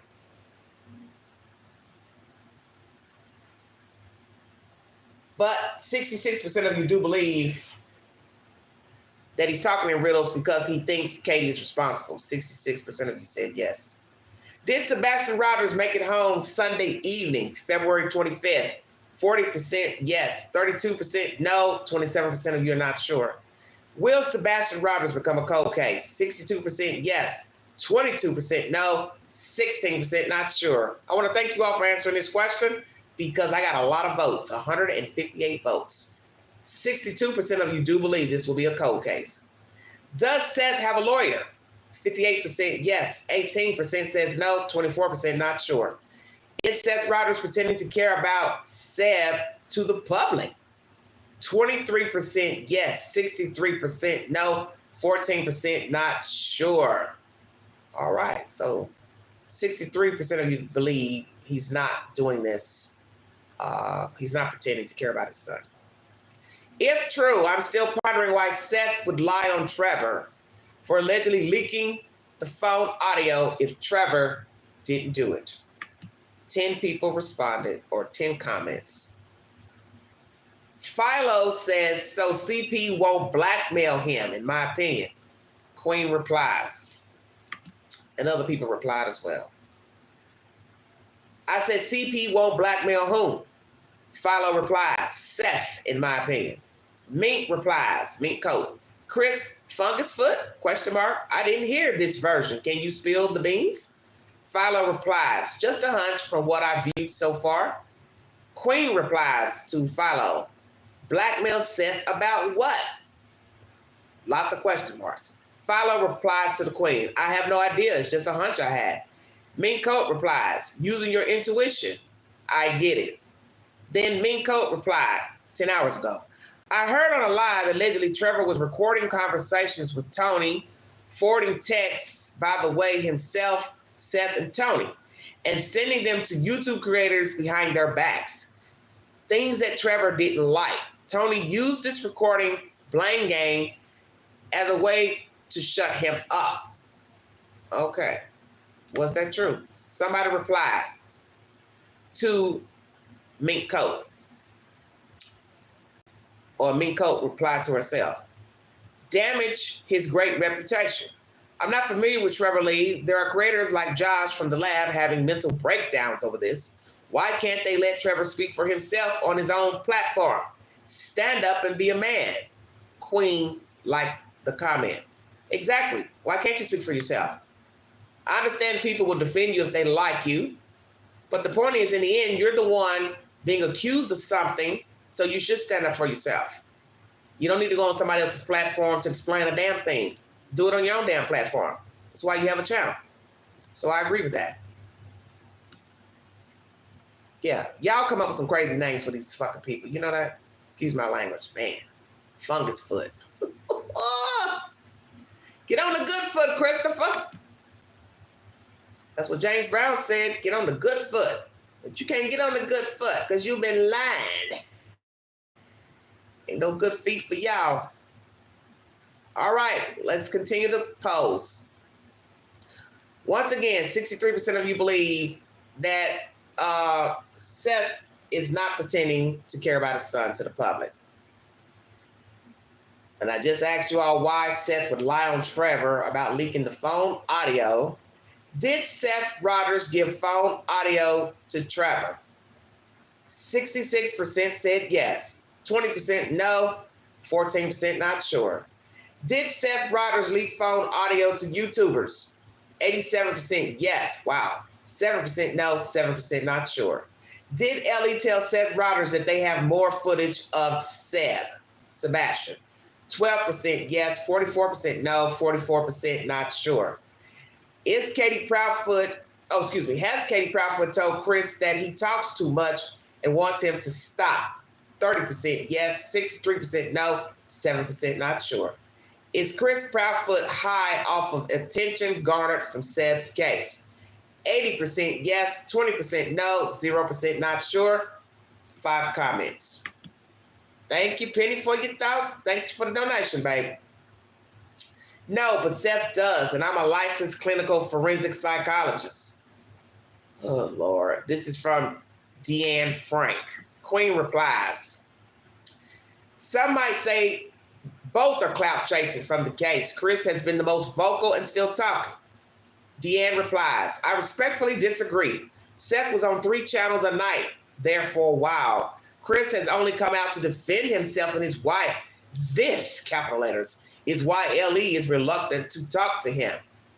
Queen replies, I judge a person's behavior, what they say, how, and don't say. I've been on top of this dirt 53 years plus of human experience. I don't know either person and can't vouch for who they are and their true intentions. You seem to advocate for the Proudfoots. If I'm incorrect, pardon my assumption, ignoring their behavior. No one put a gun to their heads to speak to YouTubers. So to say Chris came out to defend he and wife has no warrant because it's internet theories that prompts him to hop onto panels, not LE bringing forth allegations against them. Why not go to the news or respond at all? She finally responded 4 hours ago, Deanne Frank. I too have been on top of this dirt, laugh out loud, for 53 years. I always try to be objective and have no bias. I can't DX given I haven't met any involved, but I'm basing off of observations and interviews and knowledge gained from following the case. It's just my opinion, but I do have experience. The one truth I found in psychology is that the truth is often the opposite of what is presented to us initially as defense mechanisms, and ego are first to show.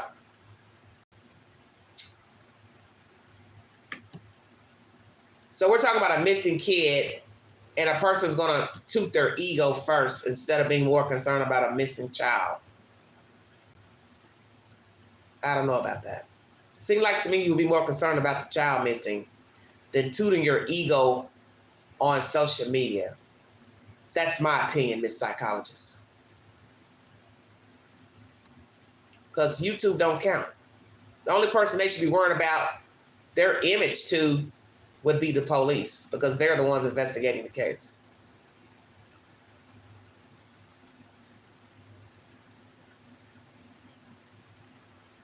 All right.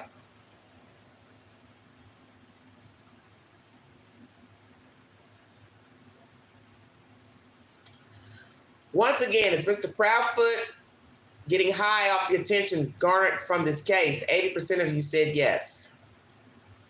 Is Seth Rogers high off the attention garnered by Seth's case? 78% yes, 19% no, 3% not sure. Does P. Diddy feel defeated now that a video was released and a new lawsuit against him? 36% yes, 41% no, 23% not sure. Is Asa Heuermann still supporting Rex now that their home is searched a second time? 40% yes, 27% no, 33% not sure. With second search underway, do you think Asa Heuermann is involved with Rex's crimes? 92% yes, 8% not sure, 12 votes. Wow, that's interesting. Will Asa Heuermann and kids move back into the home after search? 69% yes, 23% no, 8% not sure. What led LE back to Rex Heuermann's home for a second search? Thank y'all for joining. Victims' mementos, 0%. Human remains, 29%. Rex talking to LE, where to look, 0%. Not sure, 21%. A, B, and C. Victims' mementos, human remains, and Rex talking to the law, 50%. Wow. Is Rex Heuermann talking to law enforcement? 13% yes, 19% no, 69% not sure. Do you believe the latest allegation against Sean Puffy Combs by the ex-model? 93% yes, 7% not sure. Seth Rogers told Vargas on News Nation that Sebastian couldn't maneuver alone out here. Do you believe this? 53% yes, 47% no, 0% not sure. Are YouTubers helping true crime cases by allowing potential suspects onto their panels to spin narratives and or promote them as innocent? Excuse me. 22% yes, 73% no, and 5% not sure. Wow. So 128 people voted. 73% of you believe that they're not helping by allowing people onto their panels that are involved in the story. Christy says, hell no. Personally, Queen, I think people with missing children or missing families should never trust any of these YouTubers, and they should never go to YouTube. I mean, hell, a lot of these YouTubers are so trifling and love to cause drama and just stir the pot. Don't get me wrong. I'm not saying all YouTubers, because I truly believe there are some really good ones that really do care. And they mean well, but for the most part, I think it hurts the cases more than helps them. But that's just my opinion. And I replied. Thanks for commenting, Christy. I did appreciate that comment. Because I don't think a lot of people take it serious. People coming to YouTube giving their opinion. Because in the end, that's just all it is. It's someone's opinion. So long as you don't know the people involved in the story, you don't know who's telling the truth. And that's just the way it is.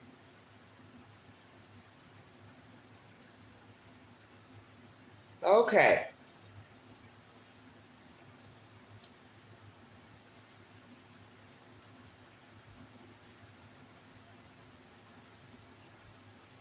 Once again, 40% of you believe the child did make it home on that Sunday. 27% of you not sure, 32% said no. 62% of you do believe this will become a cold case. Boy, that's bad. Does he have a lawyer? Seth's Rogers, 58% yes, 18% no, 24% not sure. Just going over some of the questions again.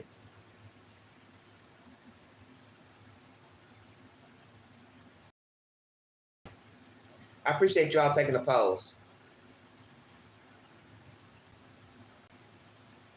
36% of you do believe Puff Daddy feels defeated with all this information coming out, new lawsuit and the video being released. 40% do believe that Asa Huerman is still supporting her husband. 92% of you believe she's involved in the crimes. 69% of you believe she will move back home. And most of you believe that the search at his home is because of human remains. He's talking to law enforcement and victims' mementos. 13% of you do believe he's talking to the police, and 69% of you not sure. 19% says no. 93% of you believe Puff Daddy assaulted that ex-model many years ago.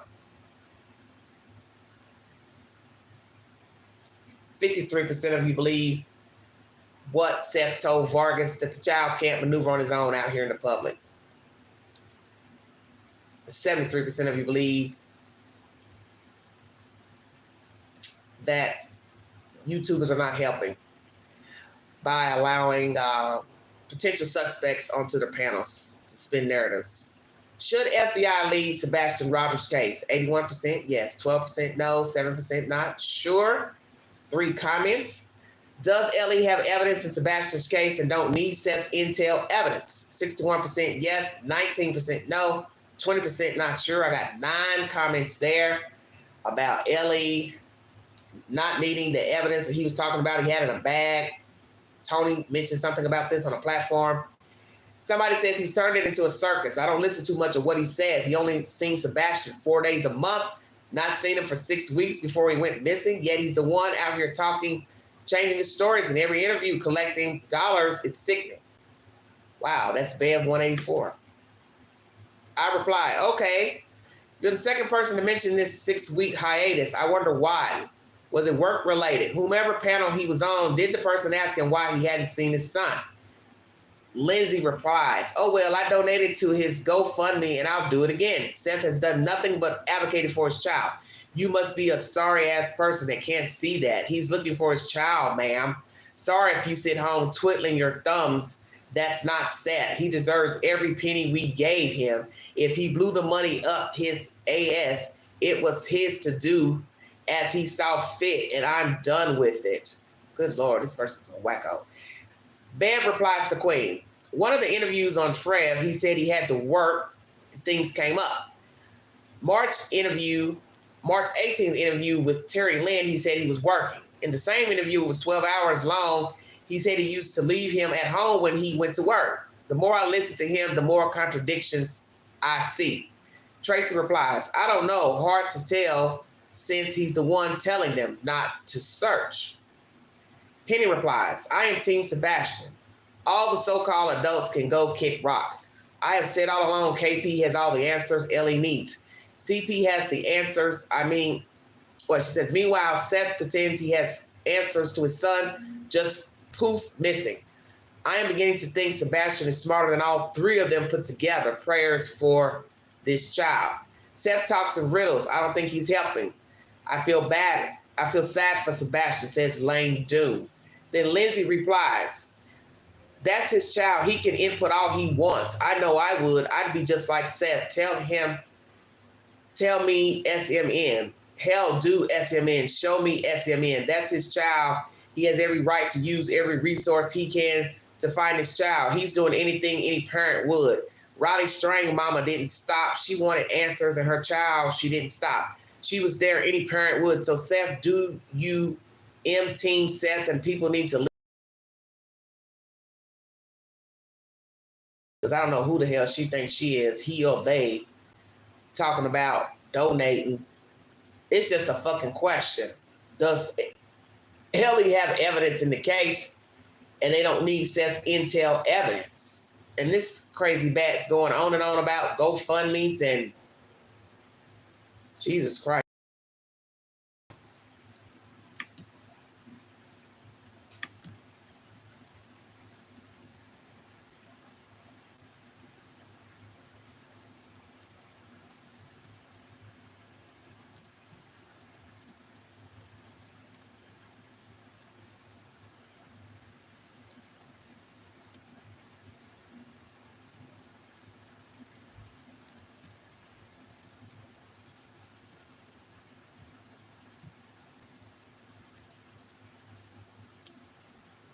So I tell you about these people that respond, they can't read.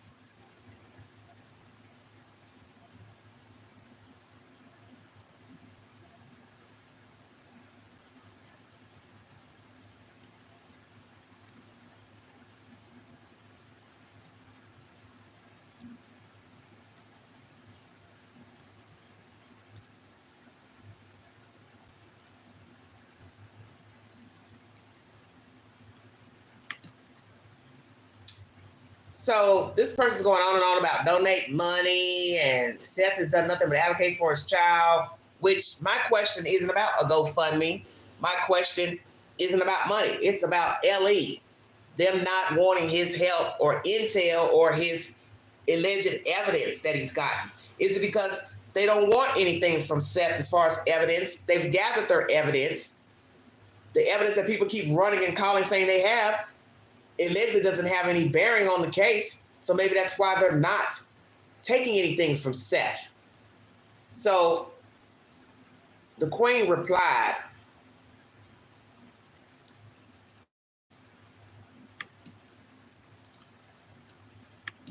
somehow this is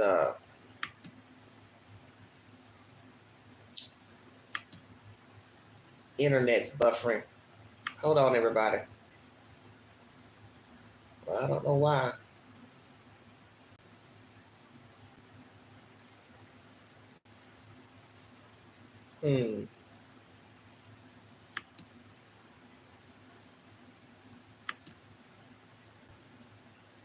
Kira says, I don't believe Seth was involved in Sebastian's disappearance. I do believe Seth loves Sebastian. Unfortunately, Seth is, in my opinion, making some poor decisions with the people around him. Okay. Well, basically, I told this person that my question is about law enforcement not needing his help because they're already doing their job. And basically, with all these people jumping in, pretending to help and finding stuff that they're debunking as being involved, maybe that's why they're not taking anything from Seth. So, Miss Lindsay, you need to learn how to read a question because you obviously don't know how to read and you don't know how to comprehend English. The question wasn't about money. The question wasn't about a GoFundMe. The question is about law enforcement not taking Seth's intel because he's been complaining, or Tony's been complaining that they have evidence. He's been complaining as well. They got evidence from other people. Other people been calling, blah, blah, blah. But naturally, yes, law enforcement say, okay, this is what we gathered. We got this, we got that from their tip or what they think they know about the case. The police don't do that, or at least they're not supposed to. So I don't need nobody coming over here being smart. One, your response doesn't have anything to do with the question. So while you say I'm sitting here twiddling my thumbs doing nothing, I don't have to go do anything. I'm not obligated to go to an alleged crime scene to do what? I need to go to Hendersonville to search and search where? Where should the queen be searching? When I don't even know if the child made it home or not. See, that's the whole point. You can argue all day, search, don't search. First of all, you got to know if the child even made it home. If the child walked away, was lured away, met somebody, all those things are relevant in finding the person. That's why it's called an investigation. You look to see what you have pertaining to the person's last whereabouts.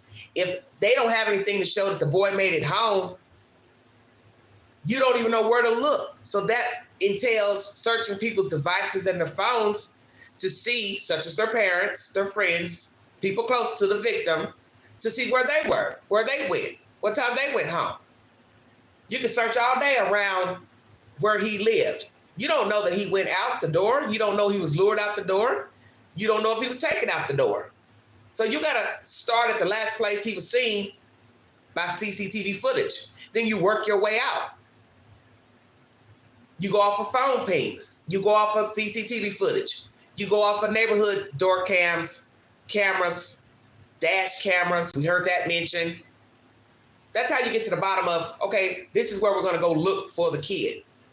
But if you don't have anything to go on, how are you going to know where to look? And naturally, the police is not going to tell random people what they've gathered. So naturally, random people are going to look around his house, the pond, the school, but that doesn't mean he went to any of those places. And there's also this argument still about dog pings from people who, if they weren't there professionally by FBI, TBI, the sheriff's department's K9s, I'm not trying to be funny, but how do we know that whatever you say your dog pinged on or your dog's pinged on is the truth? And that's my opinion. People want to argue over the stupidest stuff, but you don't have no proof on nothing. So all this shit people arguing about, bags, clothes, shoes, sunglasses, eyeglasses, a dog hitting at a pond here, there, pond drain. What is there to keep going around and around about? I trust law enforcement because they're the ones trained to find people, investigate. And God forbid, they don't know what they're doing. They don't have a handle on it. They don't have enough manpower, woman power. Then you're supposed to go find help and get help. That's what you're supposed to do. You don't have the manpower, you don't have the experience, then you go get help. That's the intelligent thing to do. But they cannot believe everything people say and call in, because people will call in with all types of stuff that don't have anything to do with the case. A dream, a spirit box, a tarot card reading. That's not evidence. They need concrete evidence. So people calling the father to say, I got this, I know this, I saw this, I picked this up on a search. If the police tell you it's debunked or they don't want to take it, there must be a reason. Could it be possibly the police do know more about Sebastian?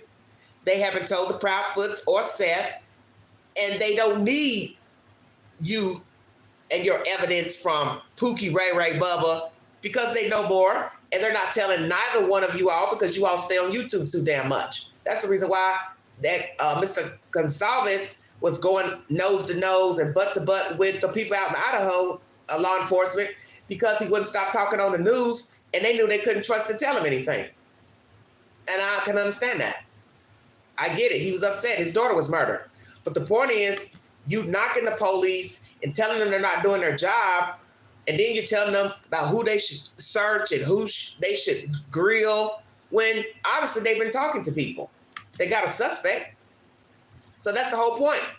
A lot of people are thinking law enforcement's not doing their job when they are doing their job. They're just not telling us what they're doing. And the law is they don't have to tell us what they're doing. Look at the people who are in the story who are jumping up on YouTube panels and TikTok. Are these people you want to tell something to about the case? Parents arguing back and forth on YouTube. The fathers hiring and rehiring all these different people. They're leaking audios of conversations. Now, police is watching all of this. FBI, TBI, they're all watching. Do you think they're sitting here saying to themselves, oh yeah, let's go talk to the Proudfoots about this. Let's go talk to Seth about this. Let's go call the grandmother and tell her this. Hell no. They ain't trying to call none of these people and tell them a damn thing. Why would they? I'm not going to call these people and tell them nothing. I wouldn't tell them nothing. Not with all what they're doing on YouTube. No, I wouldn't. The only time I would go to them is if I needed something personal from them, a verification on some information. That's the only time I would go to them. And you can agree to disagree. Once again, 61% says yes, that Ellie does have evidence in this case, and they don't need Seth's intel or his evidence. All righty, let's see what else I got. That's the problem with everybody. Everybody thinks they know what's going on in the story, but they don't have any idea what's going on because, one, you don't know what TBI and the FBI have. And the fact that TBI is telling you the FBI is helping the TBI, then you should know they have a higher protocol as far as investigation tools, resources. So how are you going to now say they're not doing their job when they have two other government agencies helping? Sumner County. They're just not telling us anything. And I just pray this does not go winded like Summer Wells, because TBI helped in that investigation. And sadly, we're approaching 3 years of the disappearance of Summer Wells. So some will probably think the same. Oh, they're not doing their jobs. Well, what you have to ask yourself, if this is an orchestrated plan to get rid of a 15-year-old, somebody covered their tracks. Somebody knew about doorbell cameras in the neighborhood. Somebody knew that people knew they had cameras. Somebody used burner phones. Somebody may have gotten help. And that's why you don't have a 15-year-old kid visible. And if several people out west can conspire to kill a social worker and a mother during a custody dispute, those evil misfits, you can't tell me this case, could be the same. Other people are involved. This was orchestrated. They covered their asses. They used burner phones, other devices, threw away the burner phones, had help. Who's to say? Because I still would want to believe that this boy, if he had ran away, got upset, wigged out, feared for his safety, would have the fortitude to go knock on somebody's door to say, hey, I need help. That's all I'm saying. I asked you all 3 days ago if Cassie Ventura would speak on this apology from Puff Daddy, and 22% of you said yes, 53% of you said no, 24% of you said not sure, and lo and behold, she is now finally spoken out about it. Was his apology genuine? 4% yes, 93% no, 3% not sure. Wow. Interesting. Will he settle more lawsuits? Will there be more lawsuits pertaining to Sean Puffy Combs? Now, do you believe all the allegations in Cassie's lawsuit? Do you now believe what's in Little Rod's lawsuits? Do you believe this Caucasian female who has come out with an allegation against him? I also asked you, would Puff Daddy respond to the assault video 5 days ago? 9% of you said yes, 80% said no, 7% not sure. Somebody said he shouldn't want to, feel ashamed, 5%, but yet he has spoken out. Wow. I asked you about his relationship with Bryn and Paul, the alleged drug mule. Are they still dealing with each other? 15% speaking only. 2% speaking and hanging only. 39% speaking, hanging, still dealing drugs. 39%. A and B, speaking only, speaking, hanging, dealing drugs. 2%. Not sure of either. 41%. So the rest is just questions about him and Mr. Bryn Paul. I also actually will he settle other lawsuits now that this video has come out between him, about him, abusing Cassie. 73% yes, 21% no, 3% not sure. Maybe 1 or 2 more lawsuits, he'll settle 3%. Did Puff Daddy pay Cassie because her lawyer told him they had the video and other receipts? 89% says yes to both questions. 0% no to both. 11% not sure. She has other receipts only. 0%. She only had the video. 0%. Will his children vouch for him even though the video is out? 63% yes. 25% no. 13% not sure. Got a lot of questions I asked.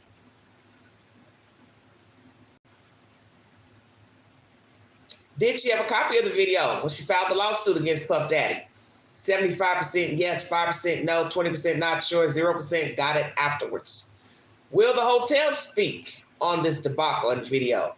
13% yes, 74% no, 13% not sure. And then I asked you about the DA filing charges. 73% yes, 18% no, 9% not sure. But I brought you information during this live stream that Los Angeles can't due to statute of limitations. They have passed. So there will be no charges filed against Sean for the abuse of her in that video. Will it be revealed who took the $50,000 payment from Puff Daddy to hush this video? 68% yes, 28% no, 4% not sure.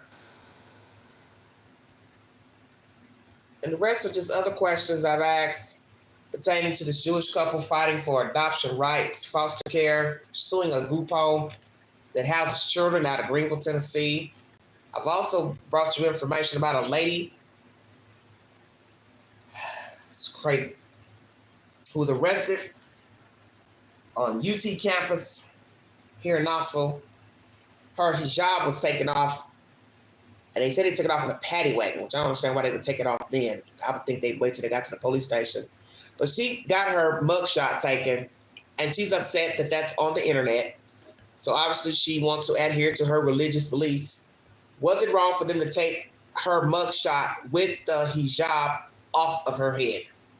I'm going to put that up on my community page. I thought I had put that up here, but obviously I didn't. Join me a little bit later in the witching hour to talk about homosexuality, transgender issues, titles, homosexual adoptions, priests, nuns, bathroom issues. We're going to chop it up later. If you'd like to donate to this great network, $1 Cash App. Stickers and chats always welcome to the live stream. Thank you for your patience. Thank you for following this network, supporting this network. Thank you for my 300 plus new subscribers. God bless all of you. Enjoy the ride. Feel free to comment on the videos, under the videos, and the community posts. Take the polls. And there's one more poll for me to read during this live stream. And it's pertaining to the lady who was weed-induced psychosis. I asked you, was she induced by the psycho weed or whatever? I don't know, whatever they're wording it. Induced psychosis. Yes, 24%. No, 31%. 45% not sure. 3-hour live, everybody. Sorry it went so long. I had 4 topics. Seth's Rogers. Cassie has spoken about the video. Yeah, Cassie, Seth's Rogers. This Bryn Spejcher lady who's didn't get no jail time for killing this guy she just started dating. Allegedly under the influence of this weed. And what else did I can't even remember. I got so many topics. Oh, I can't even remember what I was talking about. That's bad. Hold on a minute. This is terrible. Oh, and Bryan Kohberger. So 4 topics during this live. Chop it up at your convenience because it's now running 3 hours. Sorry, so long. That's the only thing I hate about doing these type of topics. They get winded when you're talking about this one, and they run so long. But it keeps me from having to do an individual live that could still run 2 hours, 3 hours per live. So I try to put a lot of topics in one and get it over with. Thank you for your time. God bless all of you. Join me later for a hot topic pertaining to homosexuality. We're also going to put that on a poll now when I jump off of here. Are you born gay? Are you born bisexual? We're going to talk about it later. Give me time to rest up, and we're going to come back on, and we're going to chop it up. Oh, thank you so much. Thank you, Akira. I appreciate you tuning in. Thank you so much, everybody. Have a wonderful evening. Check my community page for movie suggestions because I do have some movie suggestions on here. I think I put 2 up. Boy, I watched a crazy Tubi movie this morning. God, it's a black movie about this girl living with her ex-boyfriend. He's got all these different women trafficking in his apartment. And she decided to, try to find her somewhere else to go, to live. Her friend offered to pay 6 months of rent if she found a place. Well, she did. And the landlord is acting crazy. She's always popping up unannounced. She wears yellow every day. Everything she wears is yellow. Very weird movie. You got to decide what's really going on with the storyline. It's a pretty good movie. It got me at the end because I knew there was more to it, to the movie. And it was. So I'm not going to tell you naturally. So check it out. It's on Tubi. I can't even think of the name of the movie. I'll have to go find it, and then I'll bring it back to you guys. And also his ex-assistant has spoken out, Puff Daddy. I didn't read you all that commentary. But there's a new movie coming out June 28th. Something you might want to check out called A Quiet Place. I got the trailer on my page. I got a British throwback from 2006, If I Had You. That's one of my suggestions for the week. Hold on. There was something else I had too. Another movie. I think I put 2 up here.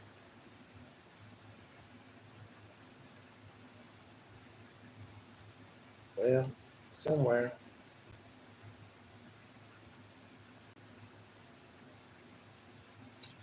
No Way Up. It's about this airplane that goes into the water, and the people are trying to survive in the airplane under the water, which is so fake, because common sense will tell you, part of the plane exploded in the air. So a hole, was on the plane up in the air. Like some people fell out of the plane. So common sense will tell you, if there's a hole in the plane, once it goes into water, the plane's going to be submerged with water, especially with all that pressure of a plane hitting the ocean. So they're trying to say it's stuck between under the water and a ravine. Very weird. But anyway, I put that as my suggestion because I said, I ain't paying for this one, but I'll watch it when it's free just for the ridiculous and illogical plot. It's called No Way Up. It's a YouTube movie. You have to pay a few dollars for it if you want to. And I also have another suggestion called Miller's Girl. And this one is a pay here YouTube movie as well. You got to buy it. And it's about a relationship between a student and a professor or a teacher. And I don't know if he crosses the lines with her, but it says the teacher assigns her a project that entangles them both in a complex situation. So I don't know if he crosses the line, but I think that's a good movie. And you have to buy it here on YouTube. Miller's Girl, No Way Up, and If I Had You. If I Had You is free on Tubi. It's a British throwback from 2006. I love British mystery, so you will see a lot of British content on this network. I love my friends in the UK. I watch a lot of UK programming. So you'll see that if you tune into this network.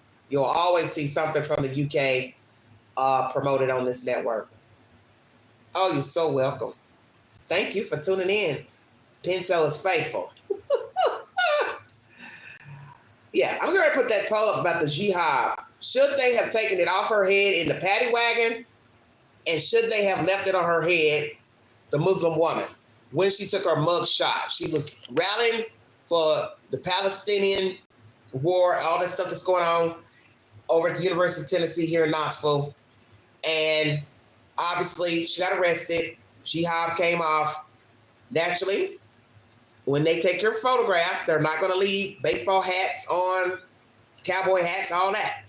She feels like they violated her rights. So did they violate her civil rights by not leaving her jihad on during her mug shot? Oh, thank you, Quiet Life. Thank you so much. I appreciate that. Thank you. I appreciate that. Join me back later. Queen's going to get some dinner. It's late, though. But anywho, going to eat a little something, going to rest a minute. Then I'm going to come back on, and we're going to chop it up. We're going to talk about priests, nuns, being in the ministry, gay, bisexual, openly. We're going to talk about titles, bathroom issues. Are you born gay, born bisexual? Sex changes. People want you to call them him, her, them, those, they, whatever. How you feel about that? Are you okay with men dressed up as women going into the restroom of a woman? We're going to talk about all of that. We're going to talk about all of that later because I told you I was bringing you that content the first of the week. I got sidetracked because I had a lot of stuff going on this week, but now I rested up, going to bring you that content, and we are going to go in on it, honey. We're going to chop it up. Thank you for joining me. You've been listening to the Vault XL. See, I wish I had Cash App. I had to get rid of it. Oh, why? Why? So far, I haven't had any problems. I've only had one issue with Cash App many years ago when I was, 3 years ago when I, somebody caught me sleepy one morning. They watched the live and they tried to get $20 out of me. Well, they did. And then I went and put in the request to get the money back. Well, it might have been $30, something like that. And they were watching the live. They knew what they were doing. And frankly, I'm going to be truthful with you during this live stream. I believe it was a YouTuber that a young lady who ended up becoming a YouTuber. And what was so weird is the person that requested the money was her government name. And I learned this after dealing with her because I ended up giving her a chance and dealing with her anyway. And I mentioned it to her. I said, you know what's so interesting? Your government name is the same name of the person that requested that money from me one late live when I was talking about the West Boys, I believe. And she's like, oh, no, it wasn't me. But it's kind of like, what are the odds? But I still dealt with her anyway. But I learned her, she was a mod. And I started seeing signs. It seemed like there was a little bit of rivalry going on. And that's what you have to be careful about being on this network and talking to people off camera and off stage is what I call it, because this ain't nothing but a stage. You start dealing with people, talking to them, giving your phone number and Messenger or Instagram. You don't know people. And that's the one thing I've learned about talking about this true crime genre, which I tell people I'm not a true crime network. I don't want to be grouped into true crime sleuthing or none of that because that's not who I am. You have to be careful with talking to people from the chat. You have to be careful talking to other YouTubers. You have to be careful talking to people like the Proudfoot Seth because you don't know them. And you just assume they're all good people because their child is missing or their mother is missing. That's not necessarily so. You get a lot of attitude with people dealing with these topics, and I've seen it firsthand, and I'm speaking from experience. You don't know people. And people can put up some fucking fronts in talking about missing. I've seen it with my own two eyes. I know of a case right now where a young man is missing here in Knoxville, and his mother rarely speaks to the news. It's always the grandmother speaking. She don't never say nothing. And when she finally decided to speak recently, she mentioned something about his past. Now, he's been missing over a year or so, if I'm not mistaken. And the first time you decide to speak to the news, you're going to say, well, his past don't got nothing to do with it. And I thought, well, where the hell is that coming from? I thought, oh, you done came out your slumber now. You want to start talking about your missing son. And the first thing you're going to think to mention is his past. So people are going to sit there be wondering like, okay, she don't never talk about her son. And the first time or second time she decides to speak on camera, she mentioned something about his past shouldn't have anything to do with it. Well, nobody's mentioned his past. I haven't heard anything about his past mentioned in any commentary from the news since hearing about the story. Seriously. Matter of fact, he might have been missing 2 years now. I haven't heard anything about his past. I haven't heard one damn thing.